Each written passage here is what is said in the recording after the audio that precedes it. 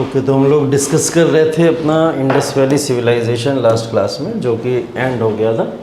तो 2 topic approx हम लोग के कवर हो गए, जिसमें इंडस वैली सिविलाइजेशन और प्री हिस्टोरिक एरा दोनों अप्रॉक्स ख़त्म कर लिए हम लोग ने विद प्रीवियस ईयर क्वेश्चन। ठीक है, आज का नया टॉपिक है वैदिक एज। ठीक है, वैदिक एज के अंदर बेसिकली ये टाइम पीरियड जो है 1500 से लेके 600 BC के आसपास आता है। लेकिन आपने देखा होगा कि हमने इंडस वैली सिविलाइजेशन को 1750 BC के अंदर ख़त्म कर दिया था, ऐसा था। तो 1715 BC में ख़त्म होने के बाद में इस एज को शुरू होने में 1500 BC अप्रॉक्स 250 ईयर्स का गैप है। ठीक है, 250 सालों का बीच में गैप आया, और 250 सालों का ये जो गैप है, ये गैप क्रिएट क्यों हुआ? क्या इस समय की क्या कोई हिस्ट्री नहीं है? और अगर है तो फिर हम लोग उसके बारे में क्यों नहीं स्टडी करते? कोई कारण होगा, कोई रीज़न होगा, क्या इसके बीच की कोई हिस्ट्री है या नहीं है? और अगर है तो हम लोग उसके बारे में स्टडी क्यों नहीं कर रहे हैं? ये जो 1500 और ये 1750 के बीच का जो गैप आपको 250 ईयर्स का दिख रहा है, इसको बेसिकली जो उस दिन बात हो रही थी हम लोग की ट्रांजिशन पीरियड, है ना। तो इसी को बोला जाता है ट्रांजिशन पीरियड। और ये वो ट्रांजिशन पीरियड है जिस समय में इंडस वैली सिविलाइजेशन एंड हो रहा था और वैदिक एज स्टार्ट हो रही थी। और ये वही समय है जो मैंने रीज़न सारे के सारे बताए थे कि अटैक ऑफ आर्यंस हो रहा था। इसी टाइम पीरियड में आर्यंस अटैक कर रहे थे। इसी टाइम पीरियड में क्लाइमेटिक चेंज हो रहा था। क्लाइमेटिक चेंज कोई एक दिन की बात थोड़ी कि एक दिन में हुआ और ख़त्म हो गया। समय लगता है, कई सारे साल लग सकते हैं उसके अंदर। तो क्लाइमेटिक चेंज हो सकता है, या बहुत सारी नेचुरल कैलेमिटीज़ हो सकती हैं, जिसके अंदर हम लोग ने ये भी देखा था कि एपिडेमिक या फिर पैंडेमिक वगैरह जैसी भी प्रॉब्लम्स यहाँ पे क्रिएट हुई थी। तो ये 250 ईयर्स का जो गैप था, ये ट्रांजिशन पीरियड था। और इसी ट्रांजिशन पीरियड के दौरान क्या क्या चीज़ें इस समय घटित हो रही थी, या क्या क्या चीज़ें इस समय हो रही थी, वो सारी चीज़ें कुछ इस फॉर्म में आपके सामने है। ठीक है, तो इसमें कंफ्यूज बिल्कुल मत होइएगा कि ये 250 ईयर्स का जो बीच में गैप आ रहा है, ये गैप हम लोग क्यों लेके चल रहे हैं। इस टाइम पीरियड में किसी भी तरीके का कोई हिस्ट्री आपको पढ़ने को मिलेगी नहीं कि कोई डायनेस्टी है, कोई रूलर है, या किसी भी तरीके के कोई भी पर्सन यहाँ पे कोई सिविलाइजेशन ही अप्रॉक्स यहाँ पे वर्क कर रही है, ऐसा कोई भी देखने को नहीं मिलेगा। बेटर ऐसा कोई भी देखने को आपको नहीं मिलेगा। ठीक है, तो इंडस वैली सिविलाइजेशन और वैदिक एज, इसके बीच का जो एक बड़ा गैप है 250 ईयर्स का, उस 250 ईयर्स के गैप को हम लोग कुछ इस तरीके से यहाँ पे समझते हैं। ठीक है, अब होता क्या है, देखिए इंडस वैली सिविलाइजेशन के बाद में जब वैदिक एज शुरू हुई, तो वैदिक एज का मतलब हम लोग जो बार बार लगा रहे थे, वो वैदिक एज का मतलब क्या है कि ये एज ऑफ वेदास है। ठीक है, एज ऑफ वेदास मतलब बोला गया था कि जब पहली बार वेदास के बारे में पता चल गया, वेदों के बारे में पता चल गया, तो वही एज इंडस वैली सिविलाइजेशन के बाद की एज वैदिक एज कहलाई। ठीक है, तो इस एज में जिस वेदास के बारे में पता चला था, उन वेदास में पहला वेद कौन सा आता है? ऋग्वेद। ठीक है, उसके बाद में यजुर्वेद, और फिर आता है सामवेद। ठीक है, अभी हम यही 3 वेदास लेके चलेंगे। ये 3 वेदास के बारे में भी बता देता हूँ आपको। ये देख रहे हो वैदिक एज। वैदिक एज का क्लासिफिकेशन दिया हुआ है 2 पार्ट्स में। एक दिया हुआ है अर्ली वैदिक एरा, या जिसको ऋग वैदिक एरा बोलते हैं, और एक को क्या बोलते हैं? लेटर वैदिक एरा। इनको भी क्लासीफाई किया गया 2 पार्ट में। एक का टाइम पीरियड 1500 से लेके 1000 BC बताया गया, और एक का टाइम पीरियड 1000 BC से लेके 600 BC तक बताया गया। ठीक है, तो इन दोनों के अंदर एक बहुत मेजर डिफरेंस ये है, इसको ऋग्वैदिक एज इसलिए बोला जा रहा है क्योंकि इसी समय में ऋग्वेदा आया। और ऋग्वेदा ही नहीं, ये तीनों के तीनों वेदास जो हैं वो सब किस समय में आए? अर्ली वैदिक एरा के अंदर आए, तीनों वेदास आए। इसके बाद में चौथा वेदा जो हमने यहाँ मेंशन नहीं किया है, जिसको क्या बोलते हैं? अथर्ववेद। ठीक है, अथर्ववेद जो है वो लेटर वैदिक एरा का पार्ट है। लेटर वैदिक एरा जब स्टार्ट हो गया था तब अथर्ववेद आया। इसलिए उस अथर्ववेद के अंदर आप लोग देखोगे बहुत सारे मॉडर्न फॉर्म देखने को मिलते हैं। लोग उस समय कई सारे मॉडर्नाइज कॉन्सेप्ट को अपने रिलीजन में अडॉप्ट करने लगे थे। पढ़ेंगे एक एक करके देखेंगे सारी चीज़ें।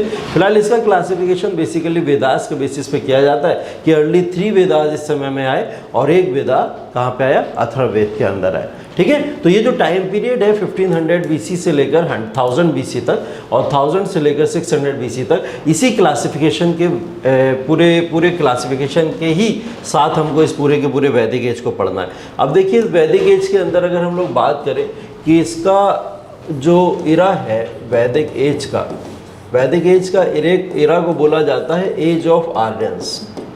ठीक है, क्या बोला जाता है? एज ऑफ आर्यंस बोला जाता है। अब इन आर्यंस के बारे में अगर स्टडी की जाए तो बोला जाता है कि आर्यंस कौन थे और बेसिकली आए कहाँ से थे, इसके बारे में काफ़ी ज़्यादा अभी भी इश्यूज़ है। ठीक है, कोई भी अभी तक ये कंफर्म नहीं कर पाया है कि आर्यंस एक्चुअल में कहाँ से आए थे। ना आर्यंस के बारे में कोई एक पर्टिकुलर बहुत ही स्ट्रॉन्ग थ्योरी है कि आर्यंस यहाँ से आए होंगे। फिर भी कई सारे लोगों ने कई सारी बातें कही, उन सारी बातों को उसी के हिसाब से अगर देखना शुरू करें तो बोला जाता है, पहली चीज़ तो ये बोली जाती है कि आर्यंस नॉर्थ पोल से थे। नॉर्थ पोल की अगर मैं बात कर रहा हूँ तो आप समझ जाइए आर्कटिक रीजन की अप्रॉक्स बात हो रही होगी। ठीक है, कहाँ की बात हो रही होगी? आर्कटिक रीजन की। तो कुछ लोगों ने बोला कि आर्यंस जो थे वो नॉर्थ पोल से थे, और ये बोलने वाले जो व्यक्ति हैं वो बहुत ही पॉपुलर व्यक्ति हैं जिनका नाम है बाल गंगाधर तिलक। ठीक है, बाल Gangadhar Tilak was the person जिन्होंने ये बात बोली थी कि नॉर्थ पोल से आने वाले लोग कौन थे, वो आर्यंस थे। ठीक है, इस थ्योरी को तो एक्सेप्ट किया ही नहीं गया, इसको तो रिजेक्ट ही कर दिया गया, क्योंकि नॉर्थ पोल और आर्यंस के बीच में ज़मीन आसमान का फ़र्क है, काफ़ी डिफरेंस है। फिर भी इनकी थ्योरी थी, लोगों ने इसको देखा समझा इसके बारे में। कुछ लोगों ने बोला कि आर्यंस तिब्बत से थे। ठीक है, तिब्बत की अगर बात करें तो आप इधर का ईस्टर्न साइड का एशिया का इलाका वगैरह देख सकते हो, तो इस इलाके से कुछ लोगों ने बोला। और ये बोलने वाले लोगों में जो लोग थे उनमें नाम आता है स्वामी दयानंद सरस्वती का। ठीक है, ये कुछ फेमस लोग हैं जिनकी बस बता रहा हूँ मैं, वैसे बोलने वाले बहुत सारे लोग हैं जिन्होंने अलग अलग थ्योरीज दी हैं अपनी आर्यंस के बारे में। उसके बाद में एक पर्सन ने बोला था आर्यंस जो है बेसिकली वो हिमालयन या कश्मीर वैली के लोग हैं। हिमालयन या कश्मीर वैली के लोग हैं। तो ये जो हिमालयन या कश्मीर वैली के लोग, ये वाली जो थ्योरी थी, ये एक पर्सन थे जिनका नाम था केडी काला। ठीक है, इन्होंने इस थ्योरी को दिया था। अब इस थ्योरी के ऊपर सबसे ज़्यादा अगर इन सारी थ्योरीज में बात करूं मैं तो सबसे ज़्यादा एक्सेप्टेबल थ्योरी जो है वो ये वाली है। ठीक है, हिमालयन या कश्मीर वैली ये इंडिया का ही पार्ट है, और बहुत सारे लोग क्लेम करते हैं कि आर्यंस कौन थे, इंडियंस ही थे। तो जिन लोगों को क्लेम करना होता है कि आर्यंस इंडियन थे, वो लोग इस थ्योरी के साथ में जाते हैं कि आर्यंस यहाँ से आए होंगे। ठीक है, इसके अलावा कई सारे लोगों ने अलग अलग तरीके के कॉन्सेप्ट दिए। कोई जर्मनी बोलता है, ठीक है, कोई USA बोलता है, ठीक, या फिर कई सारे लोग यूरोप के कई सारे इलाकों से मानते हैं कि यहाँ पे आर्यंस आए होंगे। ठीक है, लेकिन हम हर तरीके के कॉन्सेप्ट के साथ में नहीं जा सकते, इसलिए ऐसा माना जाता है कि आर्यंस अप्रॉक्स जो है वो हिमालयन रीजन से आए। यूरोप या फिर यहाँ पे सेंट्रल एशिया भी आप लिख सकते हो। तो मतलब दुनिया के हर हिस्से से माना गया था कि आर्यंस आए थे। कुछ लोगों ने ये भी माना था कि Aryans was a part of the south India, कुछ लोगों ने ऐसा माना था। बट ये थ्योरी ठीक नहीं हो सकती। ये इसलिए ठीक नहीं हो सकती क्योंकि आर्यंस का अटैक जो हुआ था वो कहाँ से हुआ था? ऊपर से हुआ था। ठीक है, तो फिर नीचे से आर्यंस ऊपर कैसे जा सकते? ठीक, इस वजह से ये क्वेश्चन जो है वो थोड़ा सा अजीबोगरीब है।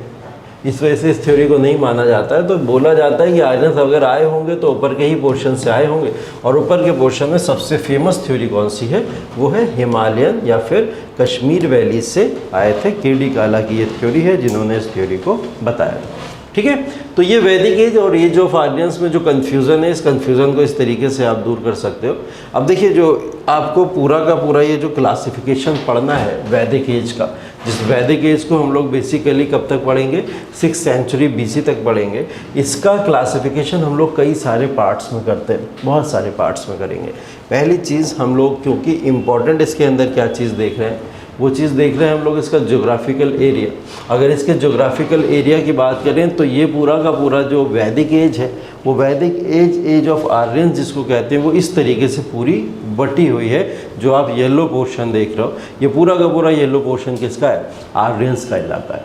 ठीक है, तो इसके अंदर चाहे आप सिंधु का इलाका देख लोगे और चाहे आप फिर यहाँ अंग या मगध तक चले आओगे, वो मगध एम्पायर जो मॉडर्न एम्पायर के दौरान हम लोग पढ़ने वाले हैं, तो ये यहाँ से लेकर पूरा का पूरा यहाँ का इलाका सब किसका पार्ट माना जाता है? आर्यंस का ही पार्ट माना जाता है। ठीक है, तो इस बात को आप लोग अच्छे से ध्यान रखिएगा। और आर्यंस को बोला भी गया है ऋग्वेद के अंदर इनको बोला गया है कि ये लोग जो थे इनके कॉन्फ्लिक्ट द्रविडियन सोसाइटी के साथ हुए या द्रविड़ लोगों के साथ में हुए, और द्रविड़ लोगों को इन्होंने मार के अपने आर्यंस का एक नया युग शुरू किया था, ऐसा माना जाता है। ऐसा ऋग्वेद के अंदर कहीं पे मेंशन किया गया, इसलिए इस थ्योरी को इतना ज़्यादा बिलीव किया जाता है। ठीक है, अब वैदिक एज को जो क्लासीफाई करते हैं वो 1 बाय 1 हम लोग क्लासीफाई करके पढ़ेंगे, जिसके अंदर पहला पार्ट आता है वो है वैदिक लिटरेचर। मतलब वैदिक एज के बारे में अगर आपको पता चला तो पता चलने का पहला सोर्स क्या हो सकता है? रिटन डॉक्यूमेंट्स हो सकते हैं, और रिटन डॉक्यूमेंट्स इस समय हमें मिले हैं बहुत सारे, जिसके अंदर वैदिक लिटरेचर आते हैं। और वैदिक लिटरेचर ही क्या है? वो है आपके वही 4 वेदास, जिसमें हम लोग ऋग्वेदा की बात करते हैं, यजुर्वेदा की बात करते हैं, सामवेद की बात करते हैं और अथर्ववेद की बात करते हैं। तो ये 4 वेदास बेसिकली वेदास सेगमेंट के बेसिस पे अगर हम लोग डिवाइड करें इन 4 भागों के अंदर, ऋग्वेद, यजुर्वेद, सामवेद और अथर्ववेद में हम इसका डिवीजन करते हैं। ठीक है, तो वैदिक लिटरेचर को बेसिकली वेदास सेगमेंट में इन 4 बेसिस पे बांटा जाता है। अब देखिए ये जो ऋग्वेद है, ऋग्वेद को सबसे ओल्डेस्ट वेदा बोला जाता है। ओल्डेस्ट वेदा होने के साथ साथ में इसकी खासियत बहुत सारी हैं। इसका क्लासिफिकेशन किया गया, इसको एक बुक के फॉर्म में जब लिखा गया तो कुछ इस तरीके से लिखा गया कि इसके अंदर 10 मंडल्स देखने को मिलेंगे, आपको 1028 सूक्तास देखने को मिलेंगे और 21 ब्रांचेस देखने को मिलेंगे। इसका क्लासिफिकेशन कुछ इसी तरीके से समझ लीजिए कि हम लोग जब भी कोई सिलेबस पढ़ने जाते हैं, जब भी कोई भी सिलेबस पढ़ने जाते हैं, उस सिलेबस के अंदर सबसे पहले हम लोग क्या देखते हैं? यूनिट्स को देखते हैं, कौन कौन सी यूनिट्स हम लोग पढ़ने वाले। ठीक है, एक ब्रॉड यूनिट, एक बड़ा कॉन्सेप्ट पढ़ते हैं, उसके अंदर यूनिट्स का सब डिवीजन जो होता है वो हम लोग देखते हैं चैप्टर्स के फॉर्म में। ठीक है, चैप्टर 1, 2, 3, 4 कई सारे चैप्टर्स होते हैं यूनिट का डिवीजन, और उन्हीं चैप्टर्स के अंदर हम लोग पढ़ते हैं कि बहुत सारे थ्योरेटिकल कॉन्सेप्ट होते हैं जिसको पैरास के फॉर्म में लिखा जाता है, पैराग्राफ्स के फॉर्म में लिखा जाता है। तो ये जो यूनिट्स हैं यहाँ पे, ये क्या है? आपके मंडल्स हैं सारे के सारे। 10 यूनिट्स के अंदर ऋग्वेदा डिवाइड था टोटल, और उसके चैप्टर्स कितने थे? 21 चैप्टर्स टोटल बेसिकली यहाँ पे थे। और अगर हम लोग उसके थ्योरेटिकल पैरास की बात करें तो वो टोटल कितने? 1028 सूक्तास उसके अंदर हुआ करते थे। तो अगर इसका क्लासिफिकेशन करने के लिए आसानी से समझना तो हम लोग कुछ इस तरीके से इसको समझ सकते हैं। ठीक है, ऋग्वेदा के अंदर जो 10 मंडल हैं, उन 10 मंडलों का क्लासिफिकेशन कुछ इस तरीके से किया जाता है कि इसके कुछ मंडल इंपॉर्टेंट है, लाइक तीसरा वाला मंडल। ठीक है, तीसरा वाला मंडल इसका इंपॉर्टेंट है क्योंकि थर्ड मंडल के अंदर यहाँ पे लिखा गया है कि जो वर्शिप है वो किसकी की जाएगी? सन की जाएगी। ठीक है, वर्शिप किसकी की जाएगी? सन की जाएगी। मतलब सन जो है सूर्य देवता, यहाँ पे सूर्य देवता के बारे में बताया गया है और उनकी वर्शिप के लिए बोला गया। सूर्य देवता को कुछ बोलते? कोई कौन से देवता सूर्य देवता कहलाते? राकेश, कौन से देवता सूर्य देवता कहलाते? कई सारे देवता हैं, उनका क्लासिफिकेशन होता है। कौन से देवता सूर्य देवता कहलाते हैं?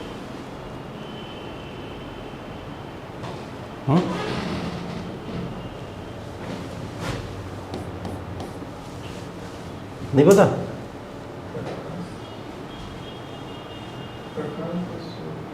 सूर्य देने वाले देवता को कुछ नाम दिया जाता है? नहीं पता? सोम का नाम सुना? सोम देवता का नाम सुना? सोम देवता ये होते हैं बेसिकली वनस्पति, जंगल और लाइट के देवता।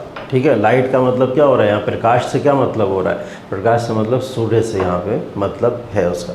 ठीक है, तो कहीं कहीं अगर आपको सोम देखने को मिलता है तो यहाँ पे बात इसकी हो रही होती है।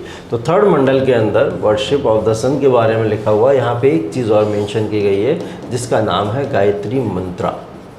ठीक है, गायत्री मंत्र के बारे में आपने सुना होगा। गायत्री मंत्र जो है वो बेसिकली कौन से मंडल में है? तीसरे मंडल के अंदर उसका क्लासिफिकेशन किया गया। ठीक है, इसके बाद आता है 9th मंडल, इम्पॉर्टेंट है। उसके बाद आपका 9th मंडल के अंदर, इसके बाद 9th मंडल इम्पॉर्टेंट है। 9th मंडल के अंदर एक वॉर दिया गया है, एक वॉर का क्लासिफिकेशन है। जिसको बेसिकली बोला जाता है 10 राज्य युद्ध। 10 राज्य युद्ध का मतलब बेसिकली ये है द वॉर ऑफ 10 किंग्स। ठीक है, द वॉर ऑफ 10 किंग्स, ये दिया हुआ है 9th मंडल के अंदर। और 9th मंडल के अंदर जो ये वॉर दिया गया है, इसके अंदर जिस पर्सन की बात की गई है वो पर्सन है भरत। किसकी बात की गई? भरत। भरत पर्सन है, और इन भरत का जो वॉर हो रहा है वो किसके साथ में हो रहा है? 10 अदर किंग्स के साथ में हो रहा है। और ये बता रहा है कि इस समय में जनपदास के किंग हुआ करते थे, उनके साथ में इनका वॉर हो रहा है। मतलब इससे ये पता चला यहाँ पे देखने में कि इस समय जनपद बन चुके थे और वहाँ पे जो शासक थे वो अपनी अपनी जगह पे रूल किया करते थे। ठीक है, तो ये जनपदास इस समय में है। भरत एक तरफ किंग है, एक किंग है, और इनके अगेंस्ट में 10 जनपदास के किंग इस वॉर को लड़ रहे हैं। ठीक, उसके बाद में भी यहाँ पे अगर विजय होती है तो विजय किसकी मानी जाती है? वो मानी जाती है भरत की। मतलब एक अकेले राजा ने 10 राजाओं को यहाँ पे मिलके हरा दिया था। तो इसको बहुत ग्लोरीफाई किया गया और इसके अंदर इसके बारे में दिखाया गया। ठीक है, तो ऐसी चीज़ें आपको इसके अंदर मिलेंगी। 10th मंडल सबसे ज़्यादा इम्पॉर्टेंट मंडल माना जाता है और बेस माना जाता है, आधार माना जाता है कहीं ना कहीं हिंदू रिलीजन का। ठीक है, क्यों माना जाता है? क्योंकि इसके अंदर पुरुष सूक्त की बात की गई है, या फिर अगर हम लोग हिंदी में बोलें तो उसको वर्णा सिस्टम की बात की गई है। ठीक है, कास्ट हायरार्की की बात इसके अंदर देखने को मिलेगी। पहली जगह पे कास्ट हायरार्की को देखा गया था जो ऋग्वेद के 10वें मंडल के अंदर, जिसके बारे में मेंशनिंग की गई है। ठीक है, अभी आप इसी चीज़ को आगे भी देखोगे जब हम अथर्ववेद की बात करेंगे, यही वर्णा सिस्टम फिर से क्लासीफाई होगा। लेकिन यहाँ का जो वर्णा सिस्टम और वहाँ का जो वर्णा सिस्टम है, दोनों में फ़र्क है। ठीक है, दोनों में डिफरेंस है। इस 10वें मंडल के अंदर जो वर्णा सिस्टम दिया गया है, इस वर्णा सिस्टम में हाँ ब्राह्मण भी दिए गए, क्षत्रिय भी दिए गए, वैश्य भी दिए गए और शूद्रास भी दिए गए। यही दिए गए, चारों यही टाइटल दिए गए। ठीक है, और अथर्ववेद के भी वर्णा सिस्टम में यही चारों टाइटल दिए गए। लेकिन यहाँ पे ये जो वर्णा सिस्टम है, ये वर्णा सिस्टम बर्थ के बेसिस पे बिल्कुल भी नहीं था। ठीक है, on the basis of birth, जैसे आज के समय में आप लोग देखते हो, आज के समय में क्या होता है कि एक ब्राह्मण घर के अंदर अगर पुत्र हुआ है तो वो ब्राह्मण ही तो होगा। ठीक है, कोई और जाति का थोड़ी हो जाएगा। अगर क्षत्रिय के वंश में हुआ है तो वो क्षत्रिय ही होगा, किसी और जाति का नहीं होगा। तो ये जो वंशानुवली, या फिर अगर आप कास्ट हायरार्की देखोगे तो ये कास्ट हायरार्की 10वें मंडल जो ऋग्वेद में दी हुई है वो बर्थ के बेसिस पे नहीं होती थी। ठीक है, बल्कि किसके बेसिस पे होती थी? कर्मा के बेसिस पे। कर्मा बेसिकली बोला जाता है जो आप कर्म करते हैं, या फिर कह लो ऑक्यूपेशन कह लो आप इसको। ठीक है, जो भी आप काम करते थे, जो ऑक्यूपेशन आप अडॉप्ट किए हुए थे, उस ऑक्यूपेशन के बेसिस पे इसका पूरा का पूरा क्लासिफिकेशन हुआ करता था। ठीक है, तो ये कर्मा के बेसिस पे पूरा होता है। कर्मा का बेसिस का मतलब ये होता है कि अगर कोई व्यक्ति ब्राह्मण है, उसके घर में कोई क्षत्रिय भी पैदा हो सकता है, उसके घर में कोई शूद्र भी पैदा हो सकता है, उसके घर में कोई वैश्य भी पैदा हो सकता है। तो ये चारों क्लासिफिकेशन एक ही परिवार में देखने को मिल जाते थे। ठीक है, कैसे देखने को मिल जाते थे? ब्राह्मण का मतलब माना जाता था ज्ञानी है बहुत ज़्यादा, जिसको पढ़ने का शौक़ है, जो पढ़ाई लिखाई करके कुछ करना चाहता है, प्रीस्ट बनना चाहता है, लाइक क्या कह सकते हो आप, पुजारी उजारी बनना चाहता है। आज के समय में अगर इसको समझोगे थोड़ा बहुत, तो आज के समय में कोई व्यक्ति ऐसा पढ़ लिख के बहुत ही ज़्यादा ज्ञानी बुद्धिमान बनना चाहता है अगर, तो उसको हम कह देते हैं कि वो ब्राह्मण था उस समय में, जो पढ़ लिख के कुछ करना चाहता था। एक क्षत्रिय होता था। क्षत्रिय का मतलब बेसिकली बैटल फील्ड में ही रहने वाला पर्सन, जिसको वॉर और ही पसंद होते थे। ठीक है, वो ऐसी स्किल्स सीखा करते थे जानबूझ के, और इन स्किल्स को अपनाते थे, और या तो किंग बनते थे या फिर कहीं ना कहीं कमांडर बन के आते थे। तो ये आर्मी वाले लोग जो आज के समय में आप देखते हो कहीं ना कहीं, या रूलिंग क्लास जो देखते हो, वो कौन से वर्ग होते थे? वो क्षत्रिय वर्ग हुआ करते थे। वैश्य का मतलब हो गया व्यापारी वर्ग होते थे, जिनको ट्रेड करने का शौक हुआ करता था। जैसे कैपिटलिस्ट कुछ लोग आज के समय में होते हैं, वो सब व्यापारी लोग होते हैं। ठीक है, तो व्यापारी लोग एक ही समुदाय के अंदर यहाँ पे वैश्य वर्ग में आ जाते थे। शूद्रास कौन होते थे? शूद्रास बेसिकली बोला जाता था सेवा करने वाला। ठीक है, लोगों की सेवा करने वाला।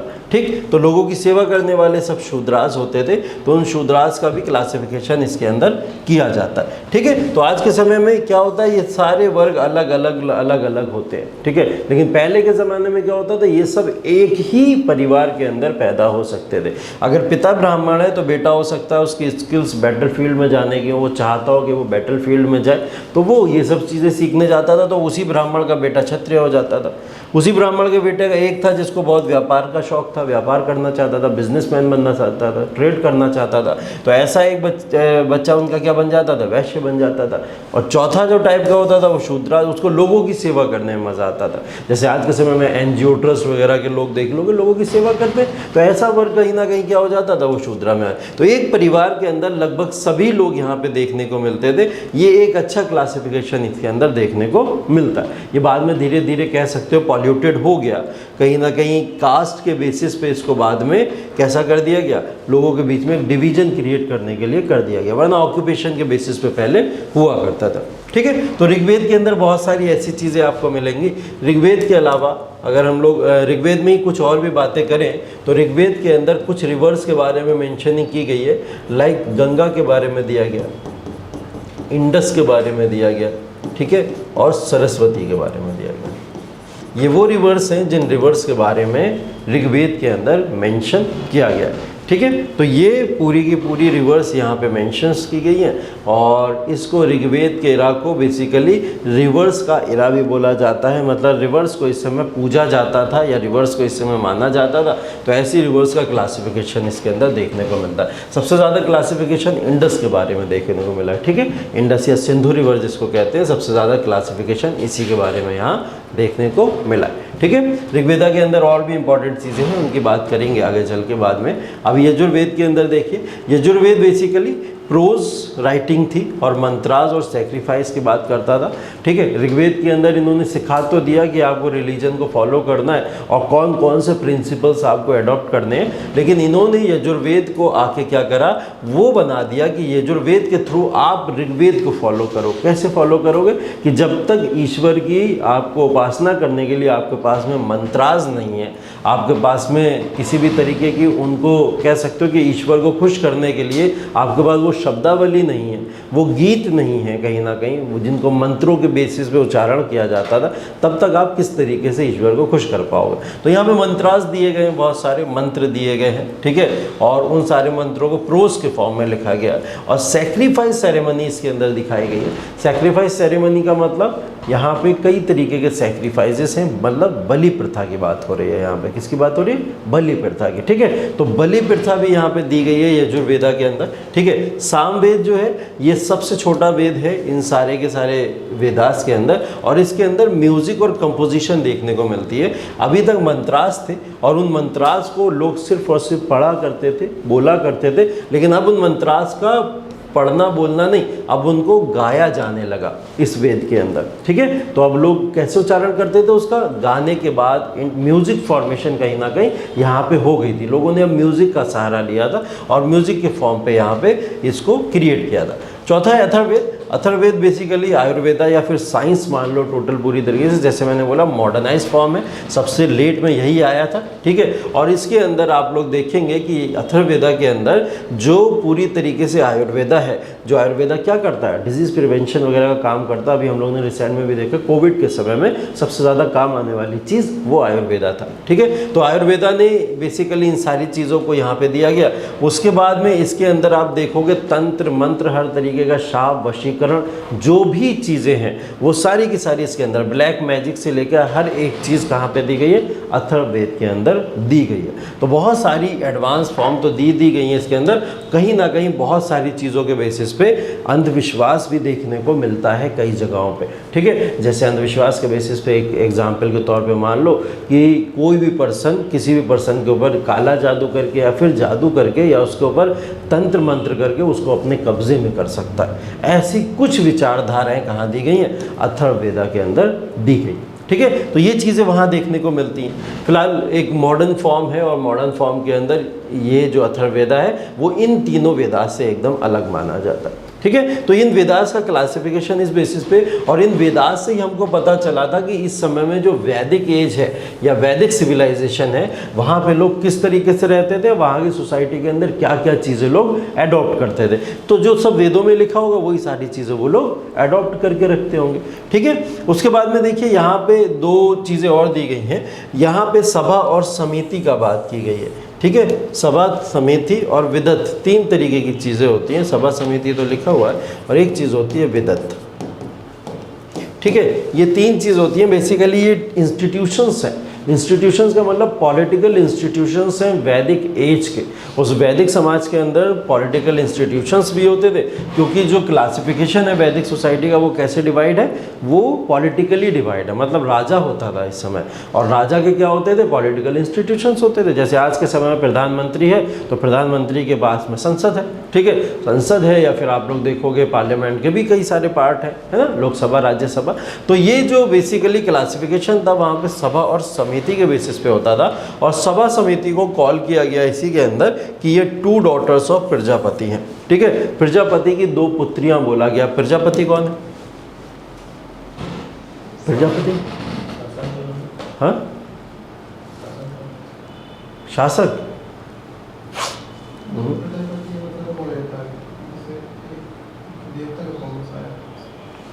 जो उस समय के देवता है, गॉड है, ठीक है, उस समय के गॉड है। और गॉड भी है लेटर वैदिक इरा के, अर्ली वैदिक इरा के नहीं, कब के?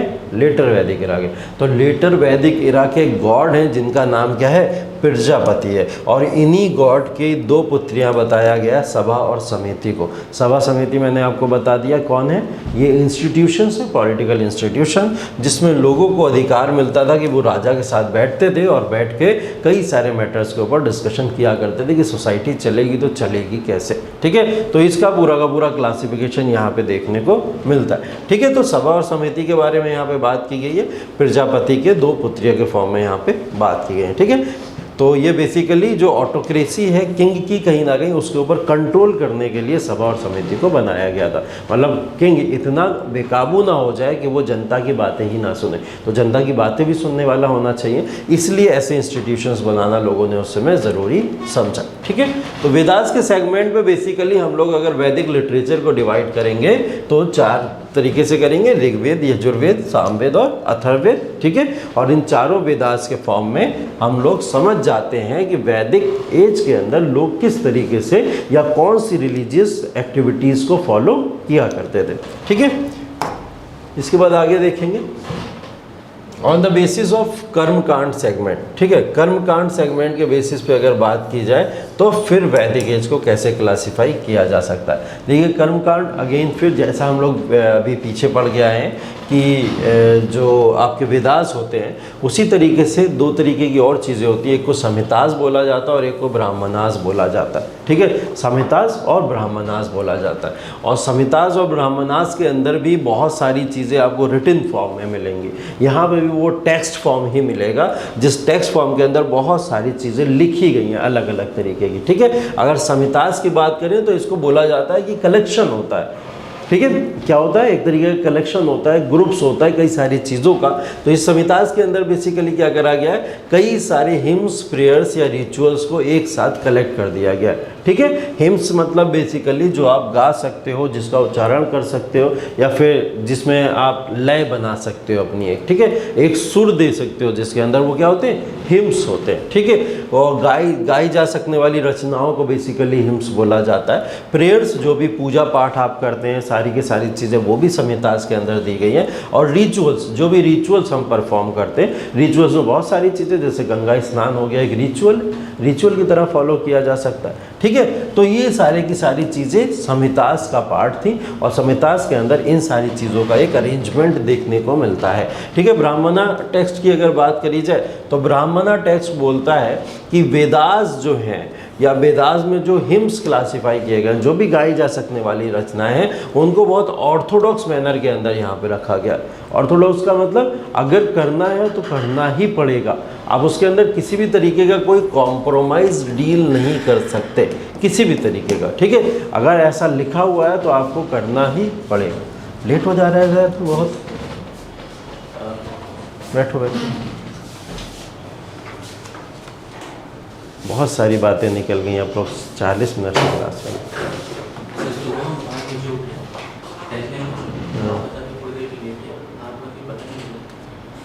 अलार्म लगा के लेटा करो, कोई बात नहीं, अब जिम्मेदार बनना पड़ेगा थोड़ा सा है, 1 साल है बस, उसके बाद ऑफिसर वाली लाइफ जीनी है ना, तो थोड़ा सा बनना पड़ेगा। ठीक, फिलहाल हम लोग बात जो कर रहे थे वो वैदिक एज की बात स्टार्ट हो गई थी, वैदिक एज की बात कर रहे थे, और उसी वैदिक एज के अंदर हम लोग क्लासिफिकेशन कर रहे हैं वैदिक एज का कई पार्ट में। तो बेसिकली अभी हम लोग वैदिक लिटरेचर पढ़ रहे थे, तो वैदिक लिटरेचर हमको पता कैसे चला कि वैदिक एज है, अभी इसकी बात कर रहे हैं। तो वैदिक एज है, इसके बारे में सबसे पहली चीज़ मैंने यही बताई थी कि सबसे पहले अगर हमें रिटन डॉक्यूमेंट मिल जाए तो सबसे अच्छा है हमारे लिए। तो रिटन डॉक्यूमेंट यहाँ पे देखे गए, सबसे पहले ढूंढे गए तो रिटन डॉक्यूमेंट मिल गए हमको, जिनको वैदिक लिटरेचर बोला जाता है। उन वैदिक लिटरेचर में सबसे पहले अभी हम लोग देख के आए हैं किसके बेसिस पे, वेदास सेगमेंट के बेसिस पे। तो वेदास के बेसिस पे देखा ऋग्वेद, यजुर्वेद, सामवेद और अथर्ववेद, ऐसे 4 वेदास हमको इस समय मिल गए। इन वेदास का क्लासिफिकेशन हमने कर लिया, तो इन वेदास से हमें पता चल गया कि हाँ ऐसी कोई सोसाइटी थी। उसके बाद में कर्मकांड के बेसिस पे अगर देखा जाए, कर्मकांड बेसिकली समझ रहे हो ना आप लोग, जो रिचुअल्स होते हैं बेसिकली कहीं ना कहीं, है ना, जो रिचुअल्स होते हैं, जो परफॉर्म करते हैं लोग, वो कर्मकांड होते हैं, जो वर्क कर रहे हैं वो कर्मकांड होते हैं। ठीक है, तो कर्मकांड के बेसिस पे हम लोग इसका क्लासिफिकेशन करते हैं। जैसे अभी हम लोग ने कास्ट हायरार्की को डिवाइड किया, एक कर्मकांड के बेसिस पे डिवाइड किया और एक किसके बेसिस पे डिवाइड किया, जन्म के बेसिस पे या बर्थ के बेसिस पे डिवाइड किया। ठीक है, तो ऐसे ही कर्मकांड है। कर्मकांड को भी बेसिकली अब इसमें ब्राह्मणा टेक्स्ट की बात कर रहे थे, ये बहुत ऑर्थोडॉक्स मैनर का है। ऑर्थोडॉक्स मैनर का मतलब हम लोग संहिताज अगर देख लें तो संहिताज में लिखा हुआ है कि आप ये रिचुअल्स फॉलो करोगे, इस तरीके से करोगे, बट यहाँ पे सिर्फ लिखा हुआ नहीं है, यहाँ लोगों के ऊपर प्रेशर किया गया है, बहुत प्रेशराइज किया गया है कि you have to follow this. अगर आपके सामने कोई रिचुअल्स परफॉर्म करने को बोले गए, अगर किसी भी तरीके के कोई हिम्स बोले गए, तो आपको वो करना ही करना है, आपके पास ऑप्शन नहीं है। अगर आप धर्म को फॉलो कर रहे हो तो धर्मा को फॉलो करने के लिए ब्राह्मणा टेक्स्ट को सबसे ज़्यादा सुप्रीम माना जाता है कि इस ब्राह्मण टेक्स्ट को ही देख के लोगों ने धर्म को फॉलो करना शुरू किया, क्योंकि इसके अंदर प्रेशर किया गया, प्रेशर डाला गया। ठीक है, उसके बाद देखिए ज्ञान कांड के बेसिस पे अगर देखा जाए तो ज्ञान कांड के सेगमेंट के बेसिस पे यहाँ पे अरण्यकाज आते हैं। ठीक है, अरण्यकाज बेसिकली बात फॉरेस्ट की हो रही होती है यहाँ पे। ठीक है, फॉरेस्ट का मतलब यहाँ पे क्या है कि इस समय में लोग ज़्यादातर आपने देखा होगा अगर धर्म को फॉलो करने की बात करते थे तो सन्यासी बन जाते थे। ठीक है, आज के समय में तो सब मर्ज है, इंसान धर्म भी फॉलो करता है अपना और कर्म भी करता रहता है, दोनों काम करता रहता है। लेकिन उस समय में जो लोग धर्म की तरफ ज़्यादा बढ़ जाते थे, ऐसे लोग क्या करते थे, संन्यास ले लेते थे। संन्यास लेने के लिए कहाँ जाना पड़ता था, फॉरेस्ट, जंगल में जाना पड़ता था। तो वो फॉरेस्ट लाइफ को यहाँ पे दिखाया गया अरण्यकाज के अंदर, और फॉरेस्ट रिलेटेड जितनी भी बुक्स हैं वहाँ के रूल्स एंड रेगुलेशन, अगर आप फॉरेस्ट के अंदर भी रह रहे हो तो फॉरेस्ट के अंदर रहने में भी आपके कुछ रूल्स एंड रेगुलेशंस होते हैं कि आप सन्यासी भी बनोगे तो किस तरीके से बनोगे, क्या पैटर्न है बनने का। तो वो सारी चीज़ें अरण्यकाज के अंदर दी गई हैं। ऐसे ही उपनिषद है। ठीक है, कई सारे उपनिषद आपको देखने को मिलेंगे। ठीक है, वेदास के ही फॉर्म में कई सारे उपनिषद को भी कंपाइल किया गया, और कंपाइलेशन का मतलब यहाँ जो बेसिकली उपनिषद का है, उपनिषद की अगर बेसिकली एक मीनिंग की बात करूँ मैं, तो मीनिंग का मतलब ये है एक गुरु है और उसका एक शिष्य है, और वो गुरु और शिष्य एक जंगल के अंदर बैठ के कुछ कलाएँ सीख रहे हैं, जो कलाएँ उसको धर्म को फॉलो करने में काम आने वाली हैं। तो ऐसी चीज़ को क्या बोला गया, उपनिषद बोला गया। ठीक है, हालांकि इसके अंदर सारी टीचिंग्स दी गई हैं। उपनिषद से सारी की सारी जितनी भी आप हिंदू रिलीजन की टीचिंग्स देखोगे, मेजर ऑफ द टीचिंग्स कहाँ देखने को मिलती हैं, वो उपनिषद से देखने को मिलती है। ऋग्वेदा बहुत ब्रॉड क्लासिफिकेशन नहीं है, जो अभी हम लोग पीछे ऋग्वेद पढ़ रहे थे, या फिर चारों वेदों की बात करो तो चारों वेदें बहुत ब्रॉड क्लासिफिकेशन नहीं है, मतलब उसके अंदर बहुत डिटेल में एनालिसिस नहीं की गई है कि आपको क्या क्या चीज़ें फॉलो करनी है। लेकिन उपनिषद के अंदर 1 बाय 1 एक एक स्टेप के साथ में कि एक गुरु बैठा है, उसके साथ में एक शिष्य बैठा है, और कैसे क्लासिफिकेशन किया जाता है किसी रिलीजन का, और कैसे लोग उसको लर्न करेंगे, ये सब चीज़ें उपनिषद के अंदर दी गई। ठीक है, तो ये सब वो लर्निंग टेक्स्ट हैं जो लर्निंग टेक्स्ट हमको उस समय में मिली, और इन सब की स्टोरीज़ वहाँ पे मिली है हमें। इन स्टोरीज़ को देख के पता चलता है कि हाँ वैदिक समाज था, वैदिक सोसाइटी थी, और वैदिक सोसाइटी में लोग किस तरीके से रहा करते थे, और कैसे रिचुअल्स या कैसी सोसाइटी या किस रिलीजन को फॉलो किया करते थे। अगर हम बात करें सिर्फ और सिर्फ किसकी, ऑन द बेसिस ऑफ वैदिक लिटरेचर, अगर कोई रिटन डॉक्यूमेंट्स मिले, उन सब के बेसिस पे हमको ये पता चल गया कि वैदिक समाज एक था, आर्यंस का एक समाज था, और आर्यंस लोग जिस रिलीजन को फॉलो करते थे उस रिलीजन के लोग ये सारी चीज़ों को फॉलो कर रहे हैं, इन बुक्स को फॉलो कर रहे हैं, इन टेक्स्ट को फॉलो करते थे। ठीक है, तो ये वैदिक लिटरेचर के बेसिस पे अगर हम लोग देखें तो ये वेदास पूरा का पूरा वेदास का क्लासिफिकेशन देखने को मिलता है। ठीक है, उसके बाद में अगर बात करें कि वैदिक एज के बारे में हमको और थोड़ा सा डिटेल एनालिसिस अगर की जाए तो वैदिक जो समाज था उसका कुछ सोशल ऑर्गेनाइजेशन, उस सोशल ऑर्गेनाइजेशन को वैदिक एरा के अंदर अगर देखा जाए तो पहली चीज़ तो है कि वो सोसाइटी के फॉर्म में एक डिवीज़न देखने को मिलता है वैदिक एरा के अंदर। ठीक है, ये जो सोसाइटी के बेसिस पे जो डिवीज़न देखने को मिलता है, ये डिवीज़न मैंने आपको बताया जैसे ब्राह्मण, क्षत्रिय, वैश्य और शूद्रास। ठीक है, और ये सारे के सारे लोग अगर मैं डिवाइड करूं दो पार्ट में, एक तो ऋग्वैदिक एरा जिसकी हम लोग बात कर रहे थे टिल कहाँ तक 1000 BC, ठीक है, और एक हम लोग जो बात कर रहे हैं लेटर वैदिक एरा की, ये कहाँ तक है टिल 600 BC। ठीक है, तो इन दोनों के क्लासिफिकेशन पे अगर हम लोग सोसाइटी की बात करें तो दोनों अलग अलग हैं। ये सोसाइटी अगर बात करें ऋग्वैदिक एरा के अंदर तो ये बेसिकली किसके बेसिस पे है, कर्म के बेसिस पे या जन्म के बेसिस पे है? कर्म, हाँ, अर्ली वैदिक एरा की अगर बात करी जाए तो किसके बेसिस पे? कर्मा के बेसिस पे है ना, और यहाँ पे अगर बात की जाए तो जन्म के बेसिस पे। ठीक है, on the basis of birth जिसको बोला जाता है। ठीक है, क्लासिफिकेशन बहुत सिंपल है कि ब्राह्मण, क्षत्रिय, वैश्य, शूद्रा ये सारे के सारे ज्ञानी लोग मतलब पढ़े लिखे लोगों को बोला जाता था, प्रीस्ट पुजारी लोग जो बना करते थे। ठीक है, क्षत्रिय मतलब किंगशिप वाले लोग जो हुआ करते थे, जो अपने आप को नॉबल्स कहा करते थे, वो सारे के सारे लोग हैं। वैश्य की बात की जाए तो ये कौन है? बिजनेसमैन, ट्रेडर्स सारे के सारे होते थे, और शूद्रास मतलब बेसिकली सेवा करने वाले लोग इसके पार्ट हुआ करते थे। ठीक है, तो ये क्लासिफिकेशन है। इस क्लासिफिकेशन के बाद में सोसाइटी को एक पार्ट में और क्लासिफाइड देखा जाता है जिसको आप लोग यहाँ पे देख रहे हो। ठीक है, जिनको बाद में क्या बोला गया? हरिजन्स बोला गया।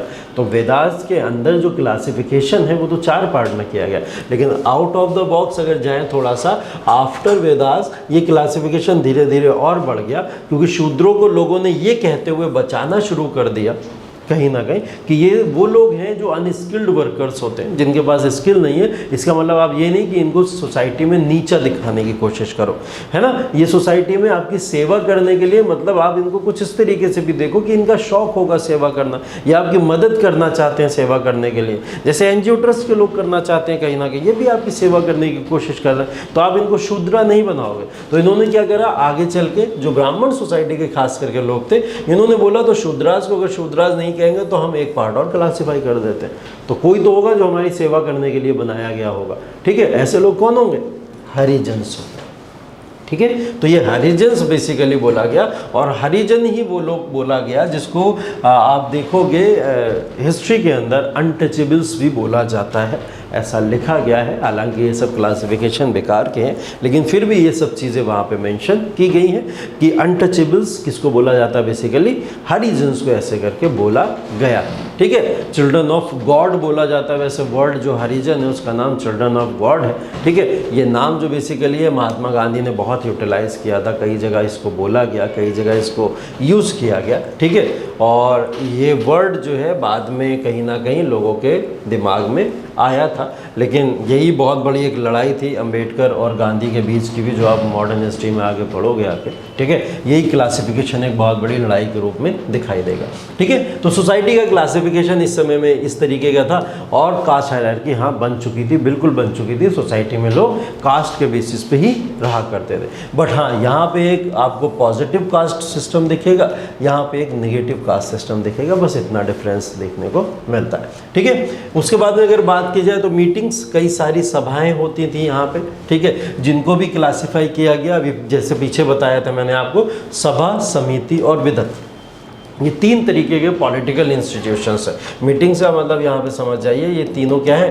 पॉलिटिकल इंस्टीट्यूशंस की बात हो रही है। पॉलिटिकल इंस्टीट्यूशंस मतलब बेसिकली यहाँ पे एक किंग है, राजा है जो सत्ता को चला रहा है, बट इसकी ऑटोक्रेसी से बचने के लिए, मतलब कहीं ये ऑटोक्रेटिक राजा ना बन जाए, ऐसा राजा ना बन जाए जो किसी की सुने ही ना, अपनी ही सिर्फ चलाए। इसको कंट्रोल में करने के लिए कुछ पॉलिटिकल इंस्टीट्यूशंस बनाने पड़ेंगे। उन पॉलिटिकल इंस्टीट्यूशंस का सभा, समिति और विदत के फॉर्म में क्लासिफिकेशन किया जाता है। ठीक है, तो जैसे सभा की अगर बात की जाए तो सभा के अंदर जो लोग पार्टिसिपेट करते थे वो होते थे हायर क्लास के लोग।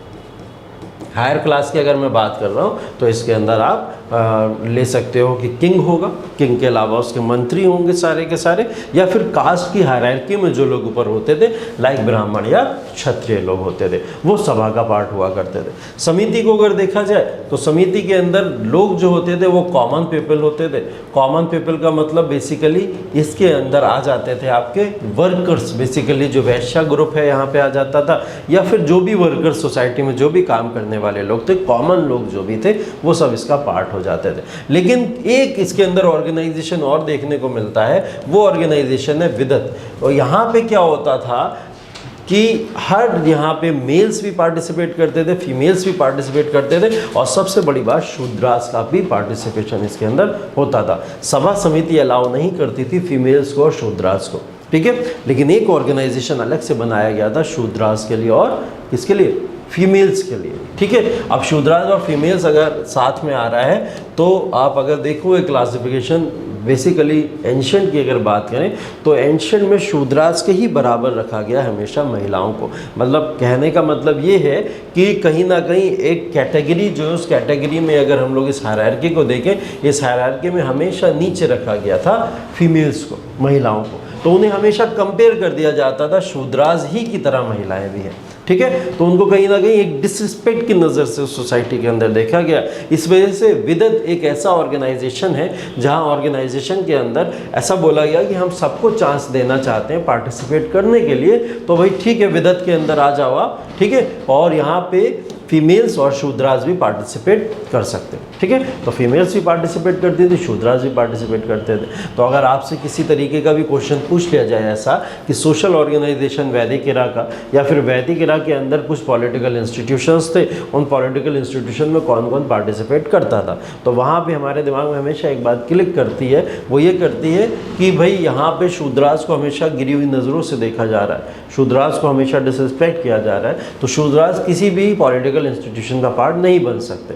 ठीक है, लेकिन दिमाग में इस बात को रखिएगा, जब भी हम विदत की बात करेंगे तो विदत में शूद्रास भी आएंगे और सेम केस फीमेल्स के साथ में भी है।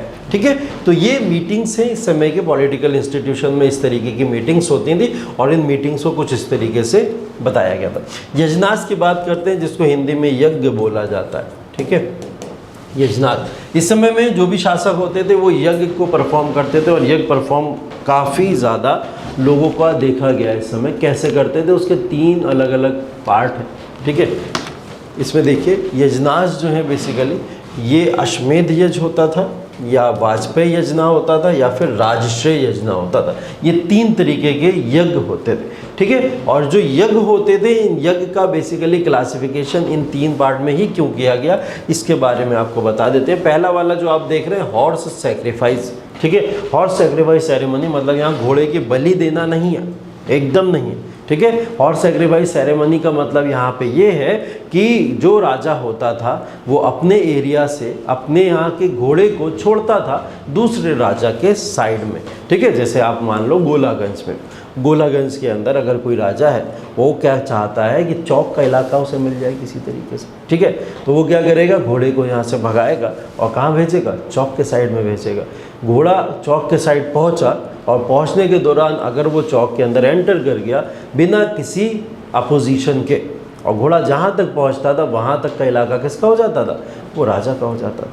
ठीक है, तो मतलब हॉर्स सेक्रीफाइस का मतलब घोड़े की बलि देना नहीं, घोड़े को पहुंचा देना है वहां तक, जिस जगह तक घोड़ा जाता था वहां पे वो इलाका किसका हो जाता था, वो इलाका इस राजा का हो जाता था जिसने भेजा है। ठीक है, अब प्रॉब्लम क्या आती थी कि ये घोड़ा इतना समझदार है कि इन्होंने भेजा और अकेले चला गया, इतना समझदार तो नहीं होगा, पीछे एक आर्मी होती थी, हमेशा एक आर्मी चला करती थी साथ में।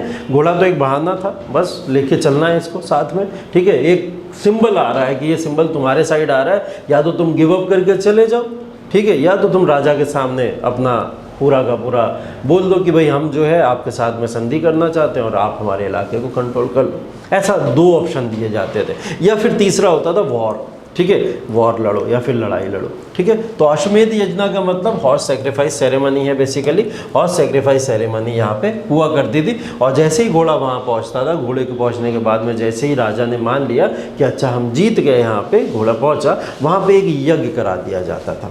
ठीक है, यज्ञ का मतलब समझते हैं आप कि उस पूरे के पूरे फायर जलाई जाती है एक बीच में, और फायर जला के चारों तरफ लोग बैठ के यज्ञ करते हैं उसके अंदर। तो वही यज्ञ है, पूरी तरीके से यज्ञ परफॉर्म किया जाता था इस समय, जिसको अश्वमेध यज्ञ बोला जाता था। ठीक है, उसके बाद वाजपेयी योजना की बात करें, पावर परफॉर्मेंस है ये।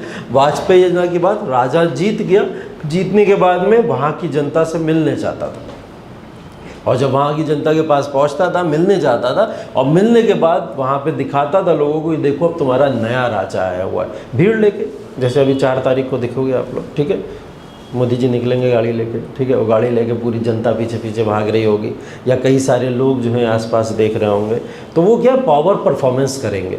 पावर परफॉर्मेंस हर एक लीडर करता है जो भी चुनाव जीतता है। यहाँ पे राजा वॉर जीत रहा है, तो वॉर जीतता था तो पावर परफॉर्मेंस होता था। ठीक है, तो जो पावर परफॉर्मेंस करने वो वहाँ जाता था, तब भी क्या करता था, एक यज्ञ किया करता था, भीड़ को कलेक्ट करके, कई सारी भीड़ कलेक्ट होती थी, वहाँ पे एक यज्ञ हुआ करता था। तो राजा एक पावर परफॉर्मेंस करता, जिसको वाजपेयी यज्ञ बोला जाता। ठीक है, उसके बाद में राजश्रेय यज्ञ। राजश्रेय यज्ञ बेसिकली जो आपका एक सेरेमनी होती है जिसमें ताजपोशी की जाती है।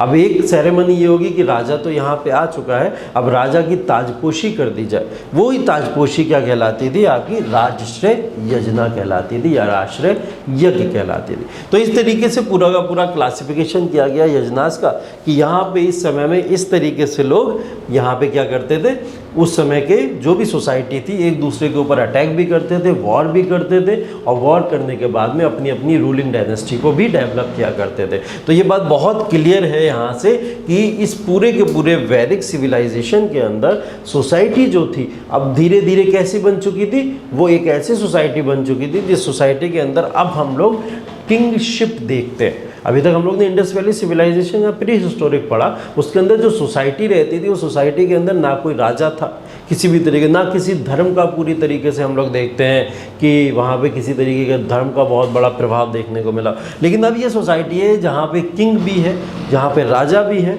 जहाँ पैलेसेस भी हैं, जहाँ पे टेम्पल्स भी हैं, और जहाँ पे हर एक तरीके का व्यवसाय भी आपको देखने को मिलेगा। ठीक है, तो ये पूरा का पूरा वैदिक इरा का क्लासिफिकेशन यज्ञास के बेसिस पे किया जाता है। इसके बाद में गॉड या फिर देवताओं के बेसिस पे अगर क्लासिफिकेशन करना शुरू करें तो कई सारे देवताओं का वर्णन या फिर क्लासिफिकेशन इस समय में देखने को मिलता है, जिसके अंदर नाम है इंद्र, अग्नि, वरुण, सोम, मारुत, रुद्र और विष्णु। ये सब वो नाम है जो इम्पॉर्टेंट नाम है इस समय के देवताओं पे, जो देवता इस समय में दिखाई देते हैं। अगर मैं आपसे पूछूं ये गॉड सारे के सारे कौन से इरा के हैं, ऋग्वैदिक इरा के हैं या लेटर वैदिक इरा के हैं? सर ये लेटर वैदिक के हैं सारे गॉड। तो ऋग्वैदिक इरा के गॉड कौन थे?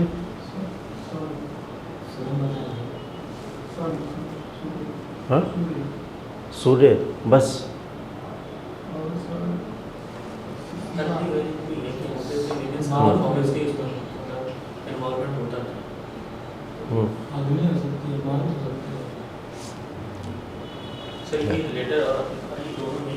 लेटर और अर्ली दोनों में।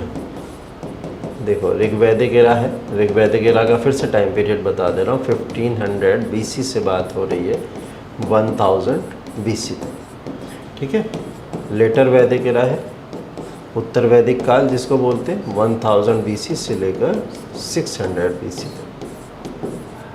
ये क्लासिफिकेशन हो रहा है ऋग्वैदिक में। लेटर ऋग्वैदिक में मैंने बताया था 3 वेदास मिल गए थे इस समय, ऋग्वेद, यजुर्वेद, सामवेद, ये 3 वेदास इस समय मिल चुके थे। लेटर वैदिक एरा की बात करें तो इस समय में अथर्ववेद के बारे में हमें पता चला था। ठीक है, और अथर्ववेद के अंदर भी मैंने आपको क्लासिफिकेशन में बताया क्या क्या चीज़ें हुई थी। अब ये जो गॉड हैं सारे के सारे ईश्वर हैं, इन ईश्वर के बारे में कहाँ कब कब पता चलना शुरू हुआ, इन देवताओं के बारे में हमें कैसे पता चला, क्या ऋग्वेद में इसका कुछ वर्णन है या लेटर वैदिक एज के अंदर भी कुछ वर्णन है? ऋग्वेदा के अंदर लॉर्ड इंद्र के बारे में लिखा हुआ है। ऋग्वेदा के अंदर भगवान सोम के बारे में लिखा है। सोम के बारे में तो अभी पीछे बताया मैंने आपको, सोम के बारे में लिखा हुआ है वहाँ पर। ठीक है, और इंद्रा के बारे में भी वहाँ पे मेंशन किया गया। ठीक। तो यहाँ पे जो गॉड मेंशन्ड हैं, ये गॉड मेंशनिंग की जो शुरुआत है वो ऋग्वैदिक इरा से ही हो गई थी, ऐसा नहीं है लेटर वैदिक में आए हैं। लेटर वैदिक एक बहुत इंपॉर्टेंट देवता थे जिनका नाम अभी मैंने आपको बताया था थोड़ी देर पहले, क्या नाम था? प्रजापति, ठीक है। प्रजापति को बोला जाता है, वो है लेटर वैदिक इरा के, पर्टिकुलर उन्हीं को माना जाता है कि लेटर वैदिक इरा के सबसे बड़े लोगों ने अपना भगवान मान लिया था इन्हें, तो उनको माना जाता है कि हाँ ये लेटर वैदिक इरा के भगवान है। लेकिन उससे पहले ये सारे के सारे भगवान ईश्वर को देखा गया है। अब इसमें से आप लोग तो बता सकते हो कि इंद्र को किस लिए माना जाता है? थंडर स्टॉर्म या फिर रेन के लिए, बेसिकली कहीं ना कहीं जो बिजली कड़कती है, बरसात होती है, इन सब के लिए किसको माना जाता है? इंद्र को माना जाता है, ठीक है। अग्नि समझते हैं आप लोग, आग के देवता हैं, अग्नि को माना जाता है, ठीक। हाँ, देवताओं के पुरोहित भी कहलाते हैं, ठीक है। और फिर वरुण, वाटर, या फिर अगर हम लोग कहें कि नेचर के देवता अगर बोला जाए इनको, ठीक है, प्रकृति के देवता, बेसिकली प्रकृति के देवता, या वाटर में, वाटर जैसे आपने बोला, या वाटर के देवता भी इन्हें बोला जाता है। सोम, वनस्पति, जंगल अंगल, फॉरेस्ट वाली अगर सिर्फ बात की जाए, या फिर कभी कभी सूर्य उपासना की भी बात होती है तो सोम का नाम आ जाता है, ठीक है। तो ये सारे के सारा जो क्लासिफिकेशन है वो सोम के लिए। मारुत को क्या बोला जाता है? हाँ, एयर, हाँ, बेसिकली मारुत जो है तूफान का देवता बेसिकली बोला जाता है, ठीक है। पिक्चर देखिए, थॉर, थॉर का नाम सुना ना? हाँ, थॉर बोला जाता है ना, उसके जो थॉर हैं उनको हिंदी में बोला जाता है, यहाँ भारत के अंदर मारुत बोला जाता है। मारुत बोला जाता है, क्यों बोला जाता है? मतलब क्लासिफिकेशन ऐसे लोगों ने पर्सनली कर लिया क्योंकि मारुत को थंडर स्टॉर्म बोला जाता है, मतलब ऐसा बोला जाता है कि तूफान का देवता है, और उसमें भी वहाँ बोला जा रहा है कहीं ना कहीं उसको तूफान का देवता। हाँ सर, लॉर्ड हनुमान का भी दूसरा नाम मारुति है। हाँ हाँ, वो भी एयर की हाँ वो भी है कि हाँ, इससे कनेक्शन बना सकते हैं, एकदम बना सकते हैं, ठीक है। तो वो जो क्लासिफिकेशन वो सब लोग करके बैठे ना, इनकी जो किताबों में भी लिखा हुआ वो सब भी उन्होंने कहीं ना कहीं पार्ट ऑफ ऑल रिलीजन बनाया है। वो किसी एक रिलीजन को अगर सिर्फ दिखाएंगे या फिर उसको एम्फेसाइज करेंगे तो वो फिर रिलीजियस पिक्चर बन जाएगी। तो उन्होंने क्या करा, इतना इंटरेस्टिंग वे में हर एक किताब को स्टडी किया। मैंने बोला ना कि वो लोग अपनी किताबों को बहुत स्टडी करते हैं, इंडियन टेक्स्ट बुक्स को बहुत स्टडी करते हैं, और उन्होंने इंडियन टेक्स्ट बुक में देखा अरे इतनी अच्छी अच्छी स्टोरीज़ लिखी हुई हैं, चलो यहीं से कुछ नया बना देते हैं। तो उन्होंने ऐसी स्टोरीज़ बनाई। हालांकि ये सब पिक्चर तो हमारे यहाँ बननी चाहिए थी, जो नहीं बन पाई, है ना, वो लोग बना के बैठे हुए और उस पर अंधाधुंध कमाया है उन्होंने, ठीक है। रुद्र, रुद्र को किसका माना जाता है? शिवा की फॉर्म है, लेकिन है क्या ये, किस चीज़ का देवता माना जाता है? क्या है इनकी स्पेशलिटी, क्या है? तबाही, तबाही के तबाही, हाँ कह सकते हो। डिस्ट्रक्शन इसलिए कह सकते हो क्योंकि इनको गुस्सा का देवता बोला जाता है। अगर किसी को एंगर आता है, इशू है, अगर किसी को एंगर इशू है तो बोला जाता है कि तुम पे रुद्र का निवास है, ठीक है, ऐसे करके बोला जाता है, मतलब तुम्हारे ऊपर रुद्र का निवास है। रुद्र का मतलब ही गुस्सा है, यहाँ से दिखाया जाता है, ठीक है। तो रुद्र देवता बेसिकली किसके लिए माने जाते हैं? जो इंसान को गुस्सा आता है कहीं ना कहीं, और गुस्सा का मतलब ही डिस्ट्रक्शन होता है, ठीक है। तो वो डिस्ट्रक्शन कहीं ना कहीं रुद्र देवता का काम है। विष्णु, पालनहार, ठीक है, ये पूरे विश्व को पाल रहे हैं, ठीक है, और पूरे विश्व को पालने का जो है वो क्रेडिट जाता है विष्णु को, ठीक है। अच्छा, यहाँ पे अगर बात करूँ मैं, ब्रह्मा, जो ब्रह्मा है, विष्णु है, महेश है, ये तीन क्लासिफिकेशन पढ़ते हैं हम लोग, ठीक है, कि अगर ईश्वर की कोई फॉर्म सबसे पहले मानी गई तो वो ब्रह्मा के फॉर्म में मानी गई, ठीक है। और यहाँ पे कहीं ना कहीं हम लोग देख रहे हैं इनिशियल ऑफ रिलीजन, यहीं से धर्म की शुरुआत हो रही है, हिंदू धर्म के।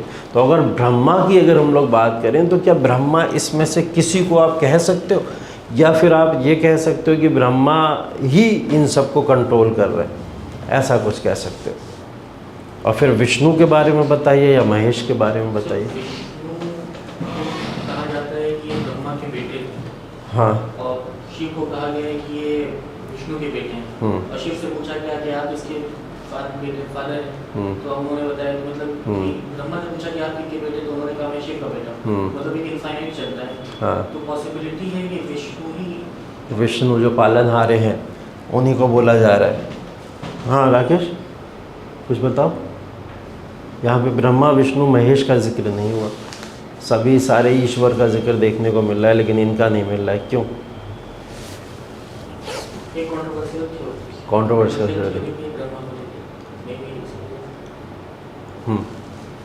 मतलब, तो फिर ये वाले जो ईश्वर हैं सारे के सारे, इन सब के बारे में लिखा गया है, तो फिर ब्रह्मा के बारे में भी लिख देते, विष्णु के बारे में लिख देते, महेश के बारे में लिख देते। सृष्टि की संरचना मतलब पृथ्वी बनाने वाले। यहाँ पे एक नाम वरुण दिख रहा होगा आपको। वरुण के हमने किस बार क्या बार बोला था, किसके देवता है? नेचर के देवता है। ठीक है, नेचर के बारे में बताया था, प्रकृति के बारे में बताया। तो इनको बोला जाता है कि इन्होंने नेचर की संरचना भी की है। ठीक है, मतलब प्रकृति को बनाने वाले, वायु किसने बनाई? इन्होंने बनाई। वाटर किसने बनाया? इन्होंने बनाया। तो जितने भी चीज़ों को अर्थ के ऊपर अगर बनाने वाले, प्रकृति को बनाने वाले हैं, तो वो वरुण है। तो कई सारे क्लासिफिकेशन इसके फॉर्म में मिलता है। क्या वरुण ही ब्रह्मा है या वरुण को ही ब्रह्मा का नाम दिया जाता है? तो जैसा आपने बोला कंट्रोवर्शियल ज़रूर है, बट कहीं ना कहीं क्लासिफिकेशन अगर ब्रह्मा का नहीं दिया गया तो यहाँ पे वरुण का दे दिया गया। तो इस वजह से यहाँ पे कुछ लोगों का मानना है कि हाँ ये उन्हीं की बात हो रही है। इसके बाद फिर विष्णु की जो बात हो रही है ना, ब्रह्मा विष्णु महेश की जो हम लोग बात कर रहे हैं, विष्णु तो इसमें अपने आप दिए गए। ठीक है, फिर महेश किसको बोला जाता है? लॉर्ड शिवा को बोला जाता है। लॉर्ड शिवा की बात हो रही है, और जब लॉर्ड शिवा की बात होती है तो लॉर्ड शिवा को बोला जाता है कि इन सबका ही एक कलेक्शन है। ठीक है, लॉर्ड शिवा वो हैं जिनके पास में लगभग इन सब की सभी चीज़ें समाहित है। तो कहीं ना कहीं थोड़ा थोड़ा थोड़ा थोड़ा थोड़ा थोड़ा पार्ट सभी देवताओं का उसके अंदर इन्वॉल्व है। ठीक है, तो ये थ्योरी के फॉर्म में, अगर रिटन फॉर्म में देखा जाए तो यही सारे के सारे कॉन्सेप्ट आपको वहाँ देखने को मिलेंगे। अगर रिलीजन या रिलीजियस फिलॉसफी की हम लोग बात करें तो इसको और डिटेल में पढ़ा जा सकता है, बट ये आपकी किसी रिलीजियस फिलॉसफी का पार्ट है नहीं ना। आप फिलॉसफी पढ़ने जा रहे हो, किसी का ऑप्शनल फिलॉसफी होगा तो उसको डिटेल में पढ़ेगा बाद में जाके। लेकिन अगर हिस्ट्री के बेसिस पे, सिलेबस के बेसिस पे देखोगे तो इतना भी क्लासिफिकेशन अगर आपको पता है तो वो आप आंसर सही कर सकते हैं। क्योंकि क्या होता है कि कभी कभी क्वेश्चन आ जाता है कि क्लासिफिकेशन ऑफ गॉड, अगर इंद्र है तो डैश लगा के कुछ लिख देगा ये किसके देवता है, वरुण है तो डैश लगा के लिख देगा किसके देवता है। तो ऐसा क्लासिफिकेशन कहीं कहीं देखने को मिल जाता है। ठीक है, इसके बाद में वैदिक सिविलाइजेशन का क्लासिफिकेशन स्कूल्स ऑफ फिलॉसफी के बेसिस पे भी किया गया। ठीक है, स्कूल्स ऑफ फिलॉसफी की अगर बात करें हम लोग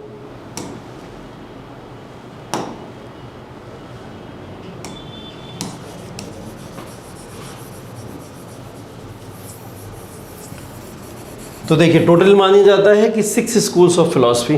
ठीक है, उन 6 स्कूल्स ऑफ फिलॉसफी के अंदर एक न्याय है, ठीक है, एक सांख्य है, एक योग है, एक वैशेषिक है, एक उत्तर मीमांसा और एक पूर्व मीमांसा। इस तरीके के 6 स्कूल्स ऑफ फिलॉसफी का बात की जाती है हमेशा। ठीक है, तो ये जो स्कूल्स ऑफ फिलॉसफी हैं ये भी वैदिक एज का ही जन्म है। ठीक है, ऐसा नहीं कि बाद में आई हूँ, ये भी कहाँ का है? वैदिक एज का ही। इन सभी स्कूल्स ऑफ फिलॉसफी का अलग अलग क्लासिफिकेशन है। जैसे न्याय फिलॉसफी या फिर न्याय दर्शन की अगर हम लोग बात करें तो इस सब का एक क्लासिफिकेशन एक टेबल के फॉर्म में आप लोग बना लीजिए, एक टैबुलेटेड फॉर्म में बना लेंगे तो आपको ये पता रहेगा कि कौन सा क्लासिफिकेशन किस फॉर्म में किया गया और किसके अंदर किसकी बात की गई है।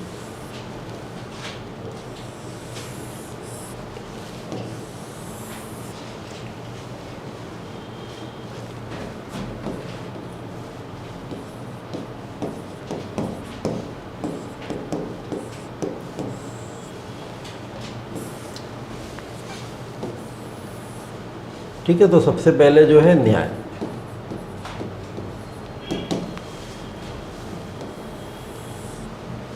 ठीक, अब इसके अंदर देखिए क्वेश्चन कैसे कैसे पूछा जाता है। इसके अंदर जो ये जो क्लासिफिकेशन हम लोग डिज़ाइन कर रहे हैं, इस क्लासिफिकेशन में पूछा जाता है बेसिकली सबसे पहले थ्योरी की बात आ जाती है, जिसको हम लोग फिलॉसफी कहते हैं। इस फिलॉसफी या थ्योरी की बात आ जाती है।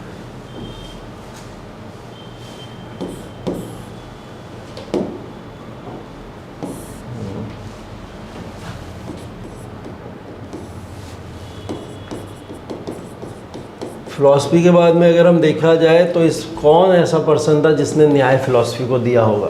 ठीक है, न्याय फिलॉसफी की बात किसने की होगी? तो अगर हम लोग बात करें तो उस पर्सन की बात करेंगे बेसिकली जिसको हम लोग गुरु भी बोलते हैं कहीं ना कहीं। ठीक है, किसने ये फिलॉसफी दी और बेसिकली इस फिलॉसफी का ऑब्जेक्टिव क्या है, इस फिलॉसफी के अंदर किस ऑब्जेक्टिव की बात की गई है और किस चीज़ की बात यहाँ पे की गई। तो न्याय फिलॉसफी कभी सुना है इसके बारे में? क्या है न्याय फिलॉसफी? सुना है? अगर किसकी बात हो रही है, कैसी बात हो रही है, क्या बताया जा रहा है इसके अंदर?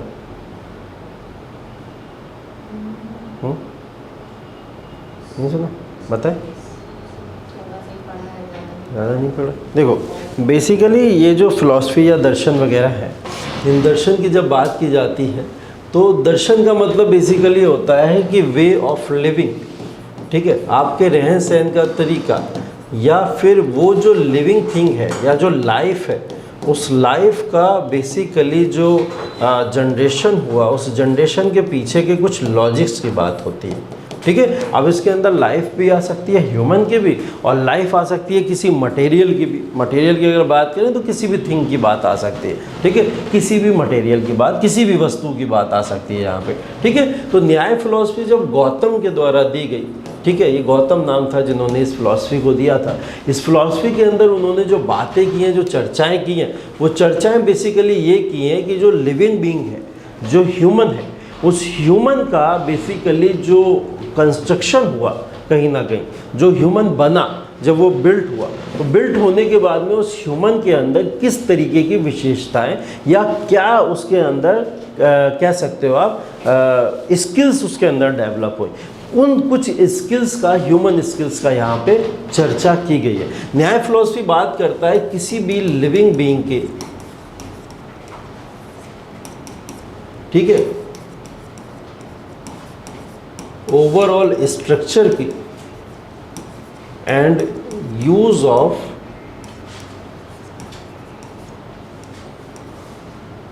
एनी वंस की जगह या एनी ह्यूमन लिख सकते हैं, एनी ह्यूमंस स्किल्स, ठीक है। कोई भी लिविंग बीइंग है, उस लिविंग बीइंग के बेसिकली बात कर रहा है कि वो बनने के बाद में उसके ओवरऑल स्ट्रक्चर की बात करी, और use of any human skill, वो अपने स्किल्स की बात कर रहा है। और इसके अंदर एक चीज़ और ऐड की गई है, ये अपनी स्किल्स को यूज़ करके बहुत सारे लॉजिक्स लगाएगा, और वो लॉजिक से ये डिसीज़न लेगा कि क्या सही है और क्या गलत है, ठीक है। मतलब एक ह्यूमन है, उसका स्ट्रक्चर बना, स्ट्रक्चर बनने के बाद में वो डेवलप जैसे हुआ, उस डेवलपमेंट के बाद में उसके अंदर कुछ स्किल्स डेवलप हुई, और उन स्किल्स ने उसकी मदद करी लॉजिक्स लगाने में, और वो लॉजिक सही है या गलत है ये कौन बताएगा, वो ह्यूमन का लॉजिक्स बताएंगे, ठीक है। तो इसकी बात यहाँ पे की गई।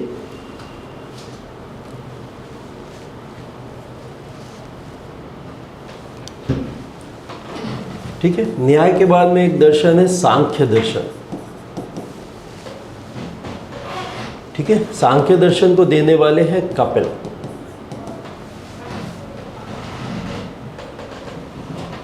ठीक। ये बात समझ आ गई फर्स्ट वाली, इसमें कोई डाउट तो नहीं।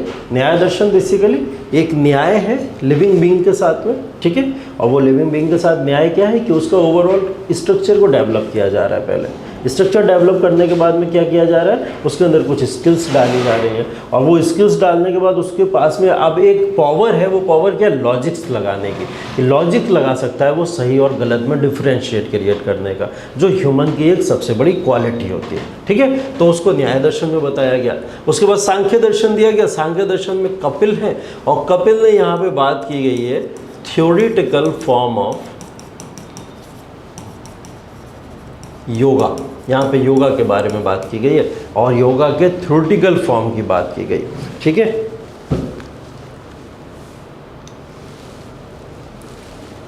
Theoretical form of yoga. इसके बाद में अगला दर्शन ही आ जाता है योग दर्शन, ठीक है। योगा फिलॉसफी जिसको बोला जाता है, ठीक है। इसको देने वाले व्यक्ति का नाम है पतंजलि, ठीक है। नाम बहुत पॉपुलर है आजकल, क्यों, सुप्रीम कोर्ट तगड़े से क्लास लगाए पड़ा है हर दिन, है ना। और बोला है कि जितने बड़े एडवर्टीज़मेंट कर करके तुमने लोगों को गुमराह किया, अब उतने बड़े बड़े होर्डिंग लगाओ पूरे भारत के अंदर जा जाके, और बताओ कि हमने ये गलत तुम्हें परोसा है, हमने ये तुम्हें गलत दिया है। जाके न्यूज़पेपर में बड़े बड़े बैनर लगाओ, बोले मुझसे माफ़ी मत मांगो। बाबा रामदेव जा रहे हैं लगातार, माफ़ी मांग रहे हैं। सुप्रीम कोर्ट उनसे कह रहा है कि माफ़ी मांगो तुमने जो भी गलतियाँ की। तो ये माफ़ी मांगने गए तो सुप्रीम कोर्ट अब कह रहा है कि माफ़ी मुझसे मत मांगो, तुमने मेरा नुकसान थोड़ी किया, तुमने देश का नुकसान किया। अब जाओ देश में बड़े बड़े होर्डिंग्स लगाओ जाके कि हम माफ़ी चाहते हैं, हमने आपको पतंजलि सौंपा, और वो जो लोगों को नुकसान किया, है ना। तो वो सुप्रीम कोर्ट इतनी बुरी तरीके से पीछे पड़ा हुआ है। तो ये चीज़ें होती हैं कहीं ना कहीं जब कोई गलत करता है ऐसा कुछ। इसके बाद में वैशेषिक दर्शन, ठीक है। वैशेषिक दर्शन को देने वाले व्यक्ति का नाम है कनार्क। अच्छा, इसके अंदर क्या दिया हुआ है, पतंजलि ने जिनको लेके आए थे योगा दर्शन को, यहाँ पे प्रैक्टिकल फॉर्म ऑफ योगा है, प्रैक्टिकल फॉर्म ऑफ योगा। ठीक है। बेसिकली अगर इन दोनों में मैं डिफरेंस करना चाहूँ तो सांख्य दर्शन वो दर्शन है जिसके अंदर आपको एक बुक मिलेगी, एक ऐसी बुक मिलेगी जिसके अंदर सिर्फ और सिर्फ लिखे हुए हैं रिटन स्टेप्स ऑफ योगा, मतलब योगा के कुछ स्टेप्स लिखे हुए कि ऐसे ऐसे योगा परफॉर्म करना है, हाथ का जेस्चर ऐसा होना चाहिए, पैर का ऐसा होना चाहिए, बॉडी का ऐसा होना चाहिए, सिर्फ लिखा हुआ है। यहाँ पे प्रैक्टिकल फॉर्म ऑफ योगा का मतलब उस बुक के अंदर इमेजेस डाल दी गई हैं। ठीक है। एक योगा आप देख के करो, एक योगा आप सिर्फ पढ़ के करोगे तो दोनों में डिफरेंस होगा। इसको और क्लासिफाई कर दिया गया और योगा के अंदर क्या कर दिया गया, कुछ इमेजेस डाल दी गई। जैसे बचपन में पीटी वगैरह करते थे स्कूल में हम लोग, है ना, जब देखते थे तो और अच्छा कर लेते थे, सुन के नहीं कर पाते थे ना कि पहला स्टेप ऐसे करना है वैसे करना है, नहीं, सामने जब कोई खड़ा होता था तो उसको देख के परफॉर्म अच्छा कर ले जाते थे। तो वो चीज़ें होती थी इसके अंदर। ठीक है।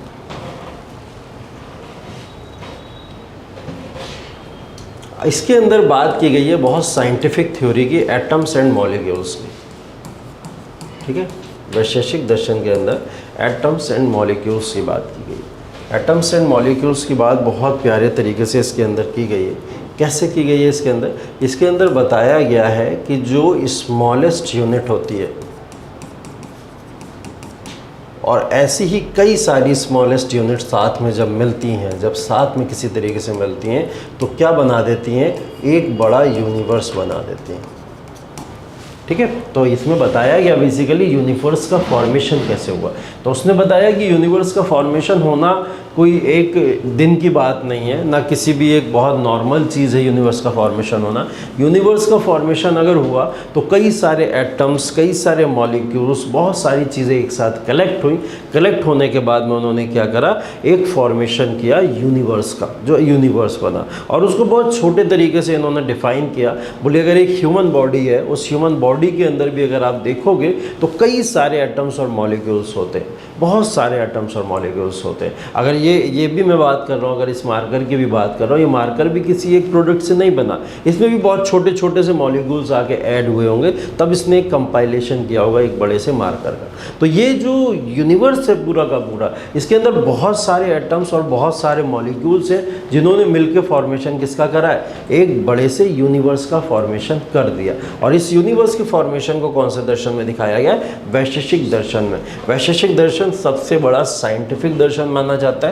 ऐसा बोला जाता है कि ये थ्योरी बहुत समय पहले कोई दे के चला गया हमें ऋग्वैदिक एरा के अंदर, और वो थ्योरी आज के समय में साइंटिस्ट ढूंढ पाए बहुत लेटर एरा के अंदर कि हाँ, एटम्स और मॉलिक्यूल से मिलकर ही बहुत सारी चीज़ें बनती हैं। ठीक है। तो ये सब चीज़ें बहुत पहले हमें पता चली। अगर हम लोग अपनी रिलीजियस टेक्स्ट या फिर पुराने कुछ चीज़ों पे जाएंगे तो हम समझ जाएंगे कि रिलीजन के अंदर ही लगभग सारी चीज़ें पहले से ही लिखी जा चुकी थी। ठीक है। उसके बाद में अगला आता है उत्तर मीमांसा।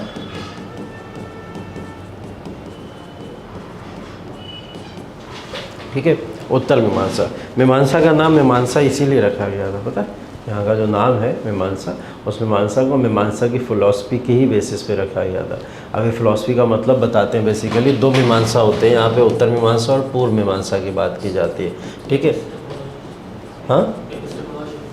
हाँ, बेसिकली अगर मैं यहाँ उत्तर और पूर्व को हटा दूँ, यहाँ पे सिर्फ मीमांसा टर्म को उठा लूँ, तो मीमांसा टर्म का मतलब बेसिकली होता है क्यूरियोसिटी। क्यूरियोसिटी का मतलब इतनी जानने की इच्छा आपके अंदर होनी चाहिए, इतना लर्न करने की आपके अंदर कहीं ना कहीं वो इच्छा होनी चाहिए कि आप उसको सीखने के लिए बिल्कुल बेकाबू हो जाए, एकदम सीखना चाहो, ललक एक पैदा हो जाए कि नहीं, मुझे तो ये सीख के रहना है किसी भी हाल में। तो वो इच्छा जो है आपके अंदर की क्यूरियोसिटी, वो मीमांसा कहलाती है। अब इन चीज़ों को यहाँ पे फिलॉसफी के अंदर कुछ अलग अलग तरीके से क्लासीफाई किया गया। बोले जब उत्तर मीमांसा की बात की गई, उत्तर मीमांसा को दिया था बादरायण ने। ठीक है। किसने दिया था, बादरायण ने। उत्तर मीमांसा के अंदर बेसिकली बात की गई थी, उसी लर्निंग अप्रोच की बात की गई है। और उन लर्निंग अप्रोच को बेसिकली कुछ इस तरीके से बताया गया है कि मीमांसा जो जानने की इच्छा या फिर कहीं ना कहीं सीखने की इच्छा आपके अंदर है, वो इच्छा कुछ ऐसी होनी चाहिए कि वो आपके जो भी कहीं ना कहीं जितनी भी चीज़ों के बारे में आप लर्न करते हो, जो सीखते हो, उसका रिज़ल्ट सोचे बिना आप उसको अपने कहीं ना कहीं जीवन में ऐड ऑन करते चले जाओ। लाइक अगर हम लोग सिविल सर्विसेज की एक तैयारी कर रहे हैं और सिविल सर्विसेज की अगर तैयारी करने के बाद में हम सिलेक्शन ना ले पाए बाई चांस 1-2%, तो क्या ये सब चीज़ें हमारे लिए वेस्ट हो जाएंगी? क्या ये किसी काम की नहीं रह जाएंगी जो अगर हम लोग प्रिपरेशन कर रहे हैं? ऐसा नहीं है। बोले जो भी आप चीज़ सीखते हो, जो भी आप चीज़ लर्न करते हो, वो सारी की सारी चीज़ें एक समय में आपके किसी ना किसी फॉर्म में प्रयोग में आने वाली है। तो हमेशा अपने अंदर एक ऐसी कह सकते हो क्यूरियोसिटी को डेवलप करके रखिए। वो क्यूरियोसिटी आपको जीवन जीने में एक सही दिशा प्रदान कर सकती है। ठीक है, तो बेसिकली इसके अंदर इन्हीं सब चीज़ों की बात की गई है, या फिर आप कह सकते हो कि बताया गया इसके अंदर, अगर मैं एक शब्द में बोलूं कि नॉलेज ही क्या है, वो रियलिटी। ठीक है, बाकी जितनी चीज़ें हैं वो सब उसका पार्ट है, लेकिन असल बात की जाए नॉलेज ही क्या है, वो क्या है, वही रियलिटी है, बाकी सब चीज़ें उसका एक पार्ट। तो इसको इस तरीके से बताया गया। पूर्व मीमांसा की बात की जाए तो इसको दिया गया था जैमिनी। ठीक है, और यहाँ पे भी जो बात की जा रही है वो अगेन फिर नॉलेज की ही बात की जा रही है, और यहाँ पे बताया जा रहा है नॉलेज को ही टूल बनाया जाए, किसका, पावर का। ठीक है, नॉलेज को ही टूल किसका बनाया जाए, पावर का टूल बनाया जाना चाहिए। ठीक है, तो ये 6 स्कूल्स ऑफ फिलॉसफी को इस तरीके से क्लासिफाई किया जाता है और इस तरीके से इसका पूरा का पूरा वर्णन किया जाता है। ठीक है,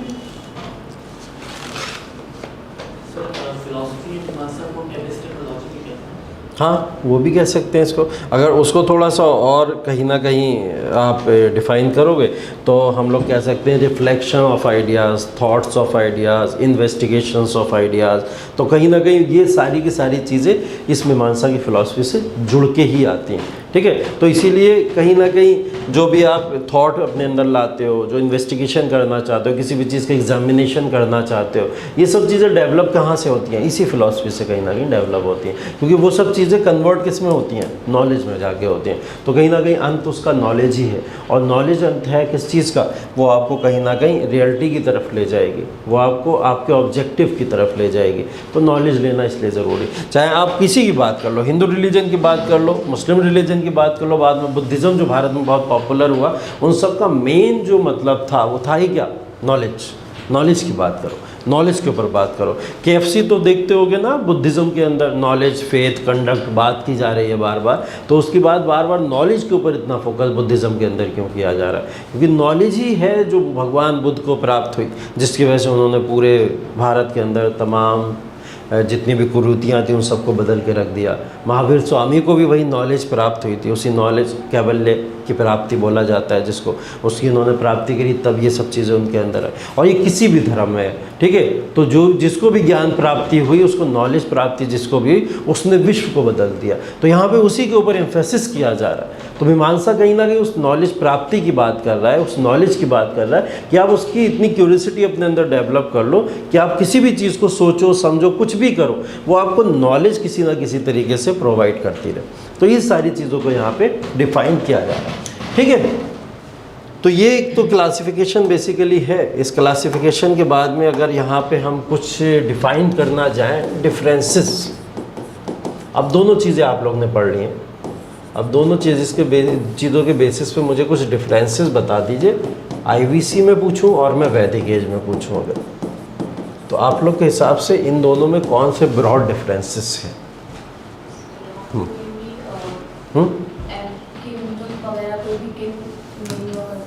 ठीक है, यहाँ पे no kingdom means no palaces, और यहाँ पे किंगडम और पैलेसेस हैं। ठीक है, बहुत बढ़िया। और कुछ जैन, हाँ बोल रहे थे कुछ? सर यहाँ कास्ट सिस्टम रिजिड नहीं था। अच्छा, यहाँ कास्ट सिस्टम, हाँ, नो रिजिडनेस इन कास्ट सिस्टम। यहाँ पे रिजिड का, रिजिड चॉइस के बेसिस पे था अर्ली वैदिक में, बाद में ये क्या नाम है, ब्लड के बेसिस पे हायरार्की। यहाँ पे कास्ट सिस्टम था भी, हाँ वही पूछ रहा हूँ, यहाँ पे कास्ट सिस्टम क्या था भी? अगर रिजिडनेस की बात आप कर रहे हो, क्या यहाँ पे कास्ट सिस्टम था भी? अगर इसका क्लासिफिकेशन आप करोगे ना यहाँ पे, वैदिक एज में।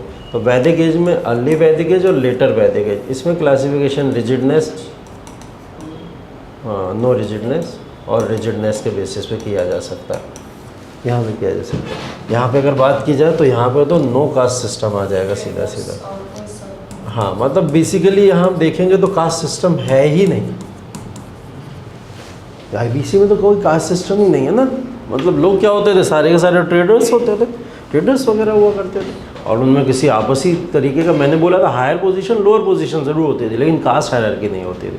ठीक, और कुछ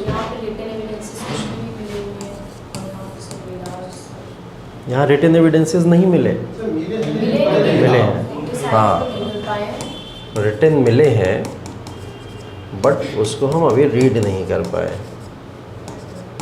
है ना। यहाँ पे रिटन एविडेंसेस मिले भी हैं और हम उसको सैंपल या रीड कर पाए, ठीक है। और सोसाइटी में विमेन का रोल था, इन्वॉल्वमेंट था, अच्छा, इक्वालिटी थी। हाँ, मतलब अगर मैं इसको मैट्रियार्कल सोसाइटी लिखूं तो लिखना सही होगा, ठीक है। तो इसको क्या लिख दिया जाएगा, पैट्रियार्कल सोसाइटी। बहुत बढ़िया। और कुछ,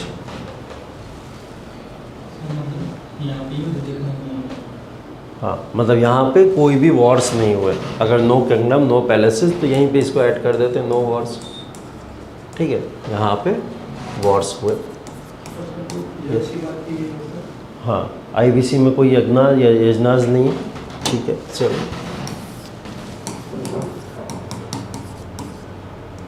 नो यजनास और यज्ञ जिसकी बात करते हैं हम लोग, और यहाँ पे यजनास और यज्ञ की बात की गई है, ठीक है।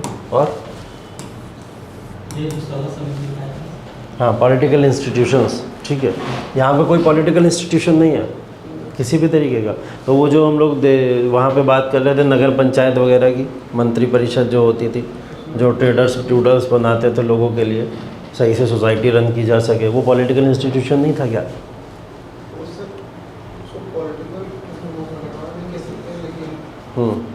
क्या कह सकते हैं फिर उसको? एक होती थी ना, मैंने बताया था, एक जो पूरी एक सोसाइटी के अंदर एक नगर पालिका का सिस्टम पूरा होता था, नगर पंचायत होती थी। वो नगर पंचायत क्या करती थी, बहुत सारे फेयर्स, मेले या फिर आपके जो भी कस्टम्स रिचुअल्स होते थे उन सबको परफॉर्म करने में मदद करना, रोडों वोडों के ऊपर वर्क करना, ये सब चीज़ें करना, लोगों को सोसाइटी में ईजीनेस प्रोवाइड करना, ये काम होता था। वो क्या पॉलिटिकल इंस्टीट्यूशन नहीं है?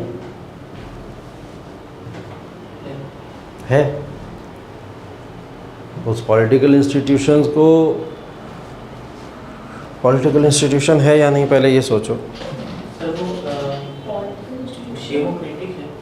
डेमोक्रेटिक पॉलिटिकल इंस्टीट्यूशन अभी बोलते हैं क्या न्याय नगर पालिका या नगर पंचायत को political institution? Organ of political institution. अगर हम इसकी बात करें तो ये कहीं ना कहीं हमारा जो है वो डिसेंट्रलाइज्ड बॉडी की तरह काम करता है। अगर नगर पालिका नगर पंचायत की बात करें तो थर्ड स्टेज है कहीं ना कहीं सोसाइटी के अंदर, है ना। हाँ, लोकल गवर्नमेंट जिसको हम लोग बोलते हैं, ठीक है, जो पंचायती राज सिस्टम का पार्ट होता है। तो ये पॉलिटिकल इंस्टीट्यूशन के पार्ट हैं, ठीक है। आज के समय में अगर देखा जाए, उस समय में मंत्री परिषद या जिसको भी हम लोग बोल रहे हैं कि परिषद जो हुआ करती थी, उस मंत्री परिषद के अंदर एक पूरा का पूरा सोसाइटी इसके बेसिस पे रन कर रही है। पॉलिटिक्स नहीं थी, किसी भी तरीके की राजनीति है ही नहीं वहाँ पर सोसाइटी के अंदर। लोग रह रहे हैं वहाँ पे, और उन्होंने क्या करा, एक समाज बनाया हुआ। उस समाज को रन करने के लिए, सोसाइटी को रन करने के लिए सिर्फ और सिर्फ एक इंस्टीट्यूशन डेवलप किया, जो एक पॉलिटिकल इंस्टीट्यूशन नहीं है, ठीक है। उस समय उसको पॉलिटिकल इंस्टीट्यूशन कहना सही नहीं होगा, क्योंकि सोसाइटी के अंदर कोई डिवीज़न नहीं है, ना राजशाही है, ऑटोक्रेसी है, ना डेमोक्रेसी है, ना किंगशिप है, किसी भी तरीके का, ना फिर डेमोक्रेसी है, कुछ भी तो नहीं है वहाँ पे। अगर ऐसा कुछ होता क्लासिफिकेशन, तब हम कहते हैं हाँ वो एक पॉलिटिकल इंस्टीट्यूशन हो सकता है। तो यहाँ पे अगर बात करें, नो पॉलिटिकल इंस्टीट्यूशन, किसी भी तरीके का कोई पॉलिटिकल इंस्टीट्यूशन नहीं, ठीक है। और यहाँ बात की जाए तो हाँ, पॉलिटिकल इंस्टीट्यूशंस हैं, और पॉलिटिकल इंस्टीट्यूशंस में यहाँ पे सभा समिति और विधत का नाम हम लोग ले सकते हैं, ठीक है। और कुछ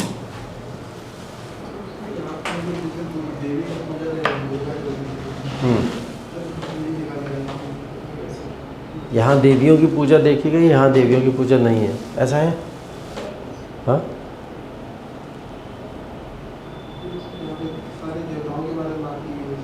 हाँ पढ़ा तो हमने ऐसा ही है, दिखा तो ऐसा ही है हमको। हाँ लेकिन यहाँ पे फीमेल डाइटी है इनके हिसाब से, लेकिन यहाँ पे कोई फीमेल डाइटी देखी नहीं हमने।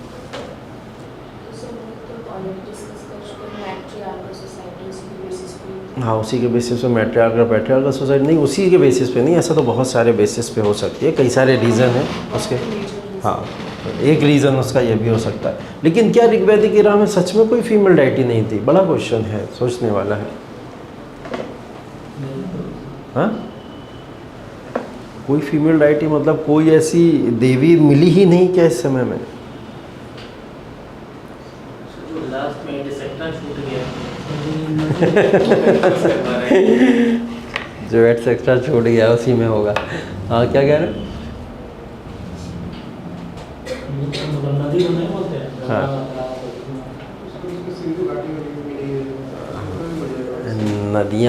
नदियाँ पार्ट ऑफ देवी नहीं है, लेकिन एक्चुअल में देखो बोला गया है सबसे सैक्रेड रिवर सरस्वती को बोला गया है वैदिक सोसाइटी के अंदर, और वैदिक सोसाइटी में सैक्रेड रिवर को नदी तामा, देवी तामा ऐसे शब्दों के साथ में संबोधित किया गया। ठीक है, नदी तामा या देवी तामा। देवी तामा के अंदर वर्ड यूज़ हो रहा है देवी तामा। देवी तामा का मतलब है देवी की तरह पूजा करना उसकी, और जब देवी की तरह पूजा करने की बात हो रही है तो हाँ कोई तो देवी रही होगी जिसको इस समय में पूजा गया होगा। ठीक है, जो पार्वती की बात आप पहले कर रहे थे ना, वो पार्वती यहाँ पे है, क्योंकि यहाँ भगवान शिवा की बात की गई है, तो वो पार्वती के बारे में भी यहाँ पे क्लासिफिकेशन कहीं ना कहीं आया होगा। ठीक है, उनके बारे में बात की गई। दुर्गा के बारे में भी फिर अगेन यहाँ पे बात हुई है। ठीक है, तो ये बस मैंने आपको बताया नहीं, इसका मतलब ये नहीं कि है नहीं। ठीक है, हर चीज़ जो ना बताई जाए ऐसा नहीं होता कि वो ना हो। ठीक है, होती है लेकिन नहीं बताई गई। लेकिन हाँ क्वेश्चन अच्छा था, यहाँ से ये चीज़ क्लियर हो गई। और कुछ बताओ, और कुछ भी तो है।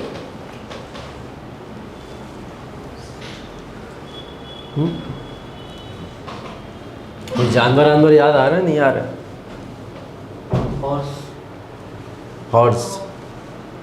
हॉर्स, काऊ, यहाँ पे एविडेंस किस किस के हैं? हॉर्स और काऊ के हैं। चलो इन दो की बात कर लेते हैं। नो एविडेंस ऑफ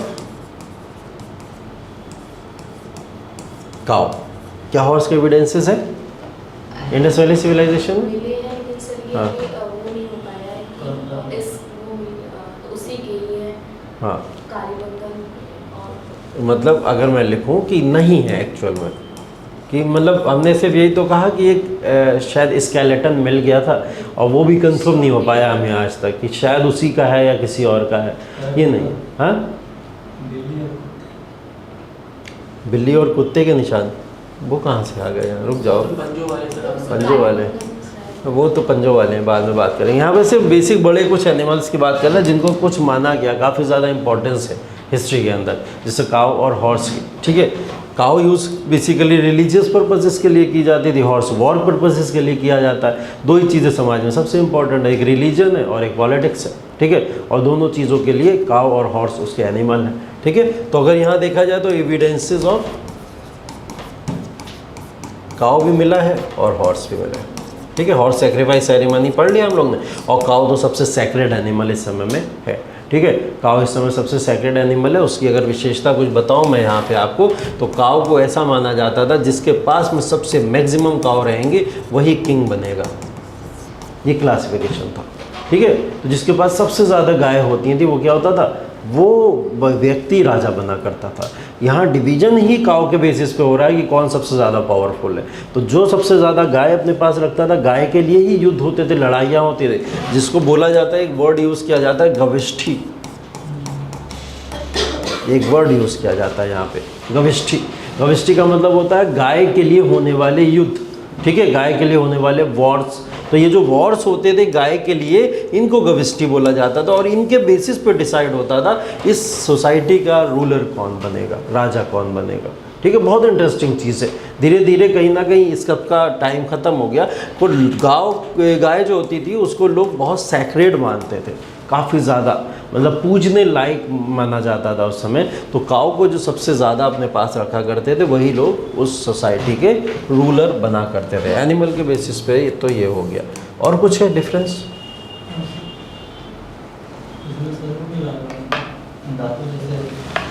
हाँ,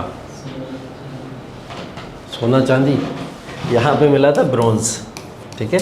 इस एज को हम लोग क्या बोलते हैं? ब्रोंज एज बोलते हैं। गुड। यहाँ हम लोग क्या बोलते हैं? आयरन एज बोलते हैं इसमें, ठीक है। ये डिफरेंस है, ठीक है, ब्रोंज एज और आयरन एज। अगर वैदिक सिविलाइजेशन की बात करी जाए तो आयरन एज इसको इसलिए बोला जाता है, इसलिए नहीं कि आयरन हमको ऋग्वैदिक एरा से ही मिल गया था, नहीं, आयरन हमको लेटर वैदिक एरा में मिला था। इस बात को ध्यान रखिएगा, आयरन हमको पूरे वैदिक एज में नहीं मिला है, आयरन मिला है हमको लेटर वैदिक में, ठीक है। जो वैदिक एरा को 2 पार्ट में क्लासिफाई किया, उसमें से एक पार्ट में हमको बाद में मिला। तो ब्रोंज भी हमें ऐसा थोड़ी इंडस वैली के स्टार्ट में ही मिल गया था, ब्रोंज भी तो हमें बाद में मिला। लेकिन अगर हम बोला जाए तो इंडस वैली सिविलाइजेशन को ब्रोंज एज बोलते हैं और वैदिक एज को हम लोग आयरन एज बोलते हैं। और कोई डिफरेंस हो सकता है? कुछ दिमाग में और आ रहा है?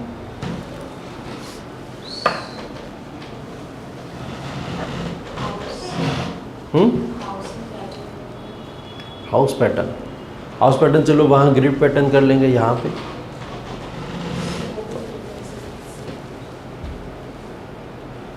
अगर वहाँ पे ग्रिड पैटर्न कर लेंगे, यहाँ पे क्या करेंगे?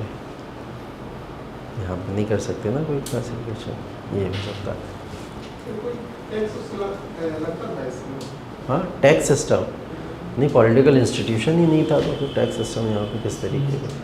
वैसे कहाँ? हाँ, तो लगेगा किंग है तो टैक्स भी लग रही है। तो आप फूड पैटर्न में शायद डिफरेंस हो जाए। फूड पैटर्न में कैसा डिफरेंस? वेज नॉन वेज का नहीं नहीं, हो सकता है वेज नॉन वेज खाते हो और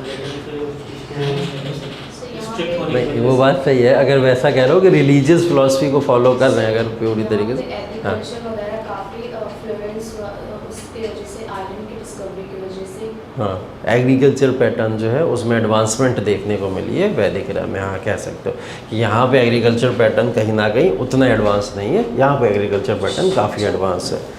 हाँ, ठीक है, ठीक है, वो लिख सकते हो, ठीक है, एडवांसमेंट ऑफ एग्रीकल्चर यहाँ देखने को मिली है, ठीक।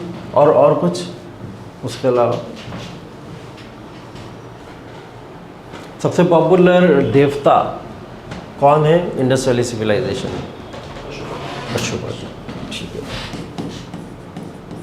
पशुपति सबसे इम्पोर्टेंट गॉड है किसके? इंडस वैली सिविलाइजेशन में। यही वैदिक में बात करें तो सबसे इम्पोर्टेंट इंद्र, इंद्र है और नहीं, प्रजापति, ये 2 लोग हैं, ठीक है। इंद्र को माना जाता है ऋग्वैदिक का और प्रजापति को इसको माना जाता है लेटर वैदिक का, ठीक है। तो गॉड के बेसिस पे अगर क्लासिफिकेशन का एक डिफरेंस करा जाएगा तो ये एक डिफरेंस और है। हाँ, तुम कुछ बता रहे? हाँ, मनी, बलि प्रथा, बलि प्रथा, सेक्रीफाइस सेरेमनी। सेक्रीफाइस सेरेमनी का क्लासिफिकेशन हाँ दिया गया है वैदिक एज के अंदर, लेकिन क्या इंडस वैली में नहीं होती थी? इंडस वैली में नहीं होती होगी क्या? हैं, ऐसे ही काट के खा जाते थे। हाँ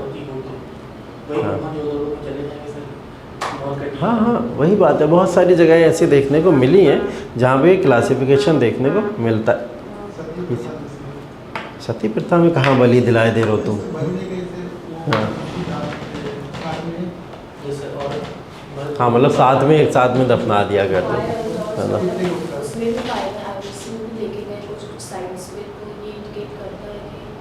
हाँ, सेक्रीफाइस हो सकती है, सेक्रीफाइस हो सकती है, दोनों जगह हो सकती है, उसमें कोई वो नहीं है, ठीक, कोई वो नहीं है, ठीक है। तो ये चीज़ें हैं, देख लो बेसिक डिफरेंसेस हैं। लगभग 10 डिफरेंस हम लोग ने अप्रॉक्स निकाल लिए हैं। 10 से ज़्यादा अगर लिखने को भी आएगा तो आप इससे ज़्यादा लिखोगे भी नहीं, ठीक है, मैक्सिमम 10 ही लिखोगे, ठीक है। तो ये 10 डिफरेंसेस अप्रोक्स याद रखिएगा। हम लोग इम्पॉर्टेंट जो डिफरेंसेस हैं इन सारी सोसाइटी के बीच में, ये हमें समझना ज़रूरी है।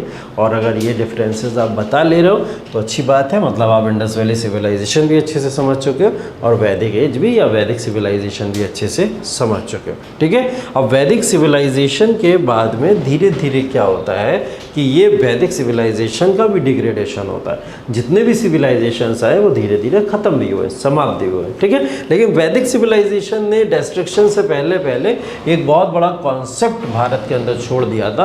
और वो कॉन्सेप्ट क्या था?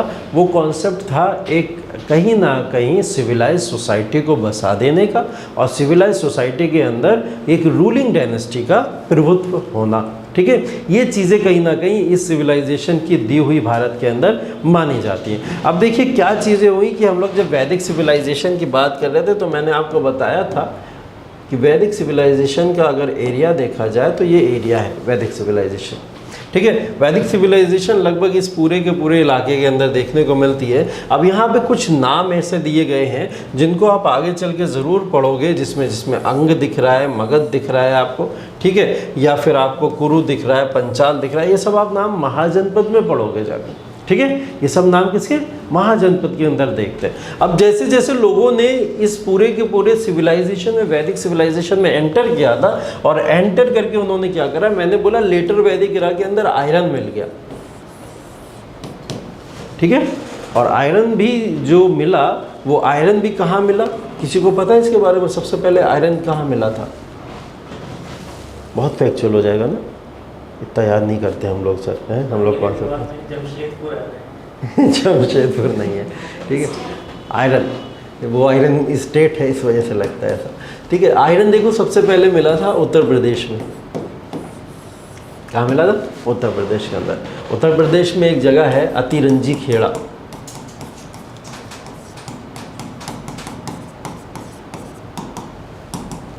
नाम अजीब है, याद भी हो सकता है, अजीब है तो याद ही नहीं होगा कभी, दोनों चीज़ें हो सकती हैं, है ना। अगर अजीब है तो याद भी हो सकता है, वन टाइम में क्लिक करेगा याद हो जाएगा, कभी कभी ऐसा होता है। ठीक है, तो उसी वजह से जैसे चाहे वैसे याद कर लो। ठीक है, अतिरंजी खेड़ा में सबसे पहले आयरन मिला उत्तर प्रदेश के इलाके के अंदर। तो लोग इसमें एंटर क्या किए थे, हमने जब इससे स्टार्ट में थ्योरी की बात की थी तो कश्मीर और हिमालयन रीजन, यहीं से आर्यंस आए, ऐसा माना गया। आए क्या? भारत के अंदर ही थे। एक थ्योरी केडी काला की जो थ्योरी है उसके हिसाब से इस थ्योरी को सच माना गया। ठीक है, लेकिन बाकी सारी थ्योरीज को कहीं ना कहीं रिजेक्ट भी किया गया। लेकिन अभी भी इस पर डिबेट चलती है, अभी भी डिबेट चलती है कि एक्चुअल में आर्यंस थे कौन, कहाँ से आए थे, आर्यंस भारी थे या आर्यन भारतीय थे। इस दोनों पे अभी भी डिबेट है, कुछ भी क्लियर नहीं है। सिर्फ हम सबसे ज़्यादा मैक्सिमम जो अप्रॉक्स डेटा मानते हैं वो ये मानते हैं कि कश्मीर और हिमालयन रीजन के ही आर्यंस थे। तो इन्होंने जब एंटर किया तो ये एंटर करके अतिरंजी खेड़ा में पहुँच गए इस समय तक, लेटर वैदिक इरा में। कब? लेटर वैदिक इरा में। और इस लेटर वैदिक इरा के अंदर जब ये अतिरंजी खेड़ा पहुँचे तो अतिरंजी खेड़ा से भी नीचे बिहार है, बिहार के भी बगल में अगर देखोगे तो उड़ीसा है, उड़ीसा के बगल में भी देखोगे तो ये सब बंगाल का इलाका है। अब इन्होंने क्या करा, जहाँ जहाँ पे इनको आयरन मिलता चला गया ये अपने आप को और आगे बढ़ाते चले गए और आगे बढ़ाते चले गए। तो जहाँ जहाँ इन्हें आयरन मिल रहा था ये और आगे बढ़ जा रहे थे, जिधर आयरन मिलता था उसकी तरफ मूव कर जाते थे। क्यों मूव करते थे? क्योंकि सबसे बड़ी चीज़ थी वो इनको एम्प्लॉयमेंट दे रहा था, इनको रहने खाने पीने की चीज़ आयरन से ही मिल रही थी। क्योंकि इस समय में जैसे हमने इंडस वैली सिविलाइजेशन में देखा, बड़ी बड़ी इंडस्ट्रीज़ लग चुकी थी, उन इंडस्ट्रीज़ में बहुत सारी मैन्युफैक्चरिंग होती थी। ऐसी मैन्युफैक्चरिंग अब आयरन के फॉर्म में जब होगी तो सोचो कितना ज़्यादा फ़ायदा प्रॉफिट हो सकता है। तो आयरन की जहाँ जहाँ इंडस्ट्रीज़ या फिर आयरन वर्क इनको जहाँ जहाँ मिल जाता था ये अपने आप को लेके आगे बढ़ जाते थे। और ये जहाँ जहाँ बढ़ते चले गए, अगर ये आयरन के लिए बिहार के अंदर बढ़े तो इन्होंने बिहार में एक जनपद बना लिया और उस जनपद के अंदर सब लोग जाके रहने लगे। ये अगर उड़ीसा के अंदर बने तो फिर यहाँ पे इन्होंने एक जनपद बसा लिया, उस जनपद में रहने लगे और एक ही जगह पे इन्होंने कई सारे जनपद बसाए। ठीक है, तो जब ये सारे जनपद बसना शुरू हो गए, ऐसे जनपदों की संख्या बहुत सारी हो गई, कई सारे जनपद बनते चले गए और हर जनपद में एक छोटा राजा होता था और उस राजा की क्या होती थी, एक पूरा का पूरा सोसाइटी होती थी जिसको वो लीड किया करता था। यही सारे जनपदास को धीरे धीरे करके जनपदास जनपद प्लस जनपद बनते चले गए और कई सारे जनपदों को मर्ज करके क्या बना दिया गया, एक महाजनपद बना दिया गया। बोले कि एक जनपद को छीना, दूसरे को छीना, तीसरे को छीना और एक राजा ने सारे जनपद अपने में मिला लिए। जैसे हॉर्स सैक्रिफाइस सेरेमनी देख रहे थे, अश्वमेध यज्ञ वगैरह देख रहे थे, ऐसे छोटे छोटे जनपदों को किसी राजा ने कलेक्ट किया और अपने जनपदों में मिलाता चला गया। तो ऐसे ही उसने क्लासीफाई करके या फिर नॉर्मलाइज करके कितने महाजनपद बना लिए, 16 महाजनपद बना लिए। तो उन 16 महाजनपदों का क्लासिफिकेशन अब इसके बाद हम लोग को पढ़ना है, जहाँ से एक्चुअल में पॉलिटिकल लाइफ शुरू होती है एंशिएंट इंडियन हिस्ट्री के अंदर। ठीक है, तो यहाँ तक का जो क्लासिफिकेशन है बहुत सिंपल शॉर्ट है, उसके अंदर आपको ज़्यादा सोचने और टेंशन लेने की ज़रूरत है भी नहीं। ठीक है, अभी मैं इसमें भी आपको दिखा देता हूँ तो आपको पता चलेगी एक चीज़ और कि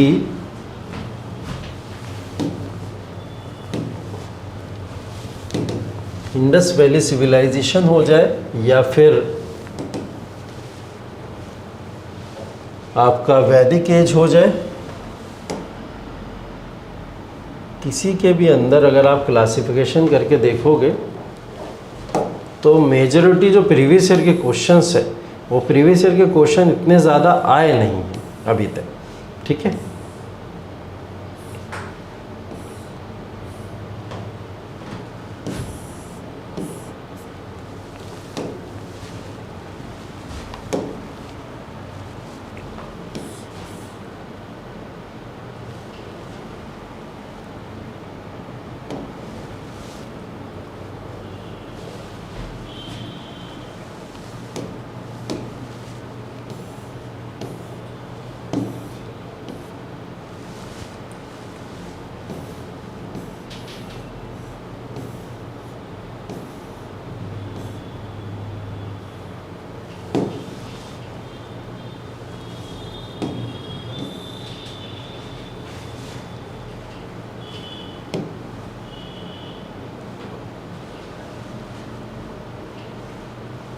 देख रहा हूँ प्रीवियस ईयर मिल जाए कहीं। हाँ, ये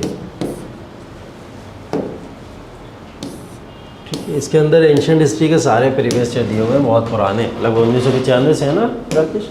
हाँ, अप्रोक्स 1995 से। तो हमें इतने पुराने जाना नहीं है, 2015 के आसपास के क्वेश्चन देखेंगे हम लोग। 2012-13 से अप्रोक्स शुरू हो जाते हैं।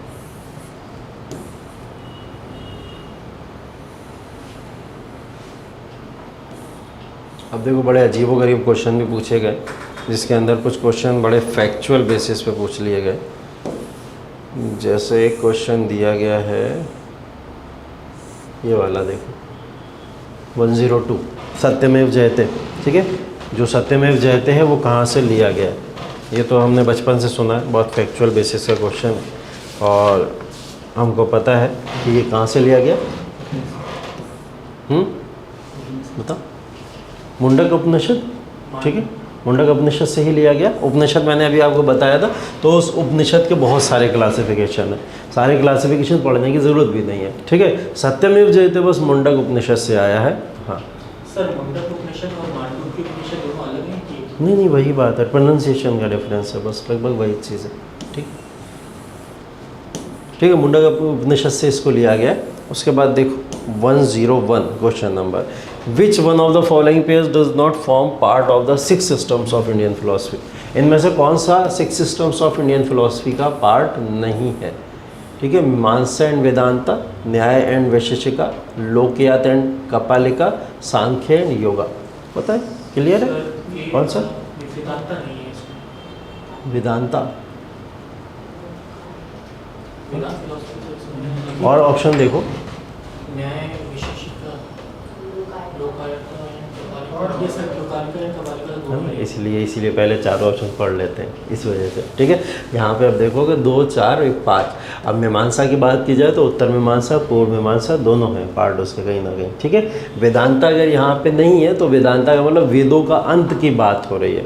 मीमांसा स्कूल्स ऑफ फिलोसफी का मतलब बात ही हो रही है कि जहाँ वेदों का अंत हो रहा है वहाँ फिलोसफी शुरू हो रही है। तो इससे एक लॉजिक है कि वेदांता को भी स्कूल्स ऑफ फिलोसफी का ही पार्ट माना जाएगा। ठीक है, तो ये तो नहीं है, स्पष्ट है, क्लियर है एकदम, ये इसके पार्ट नहीं है। ठीक है, उसके बाद क्वेश्चन नंबर 106 था,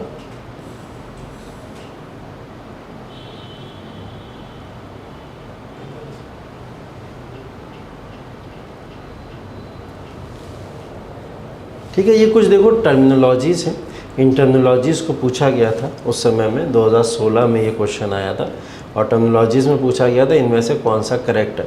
अब देखो ऐसी टर्मिनोलॉजी वाले जो क्वेश्चंस आते हैं वो रियरली पिछले 10-15 साल में एक आ जाता है, ठीक है। जैसे गविष्टि मैंने एक वर्ड बता दिया, अब आपसे पूछ लेगा गविष्टि का मतलब क्या होगा। ऐसे मैं आपको अगर बता दूं सीता एक वर्ड होता है, ठीक है, वो यूज़ होता था उस समय। सीता को किस लिए यूज़ करते थे? भूमि के लिए होता था, लैंड के लिए होता था, एग्रीकल्चरल लैंड को बोला जाता था, ठीक है। तो ऐसे कई सारे वर्ड यहाँ पे यूज़ हो सकते हैं। तो आप ऐसे कई वर्ड्स के ऊपर ज़्यादा फोकस मत कीजिए, ना ज़्यादा याद करने की ज़रूरत है। याद अगर कर भी लोगे तो शायद एक क्वेश्चन मिल जाए, शायद, वो भी कंफर्म नहीं है। नहीं मिलेगा कोई मतलब नहीं। तो ऐसे क्वेश्चन मिले ना मिले कोई हमारे को कंपलसरी है नहीं मिलेगा, ठीक है। इसके बाद देखो, with reference to the difference between the culture of Rigvedic Aryans and Indus valley people which of the following statements, वही है। अभी 10 डिफरेंसेस पढ़े थे, मैंने बताया था कोई भी क्वेश्चन आ जाएगा इसमें से और पूछ लेगा आपसे, बताइए कि यहाँ पे किस तरीके की चीज़ें होती है, ठीक है। अब ये 10 डिफरेंसेस में से कुछ ना कुछ मिल जाएगा, देख लो इसमें पढ़ लो। Rigvedic Aryans use the coat of mail and helmet in warfare, whereas the people of Indus Valley civilization did not leave any evidence of using them, ठीक। ये स्टेटमेंट कहीं सुना नहीं लग रहा पहले, ठीक है। Rigvedic Aryans knew gold, silver and copper, whereas Indus valley people knew only copper and iron, ठीक है। यहाँ पे Rigvedic Aryans use the coat of mail and helmet. Coat of mail का मतलब बेसिकली ये है कि ये लोग जब वॉर के अंदर जाते थे तो एक पर्टिकुलर ड्रेस गेटअप लेके जाते थे।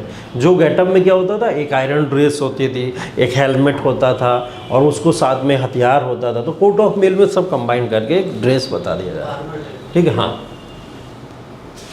ठीक, सेकंड वाला क्या सही होगा? एकदम नहीं होगा, हो ही नहीं सकता, क्योंकि यहाँ पे कॉपर और आयरन भी लिखा हुआ है। तो सेकंड वाला ऑप्शन आप हटा सकते हो, ये दो तो चलेगा, या तो 1 होगा या 1 and 3 होगा, ठीक है।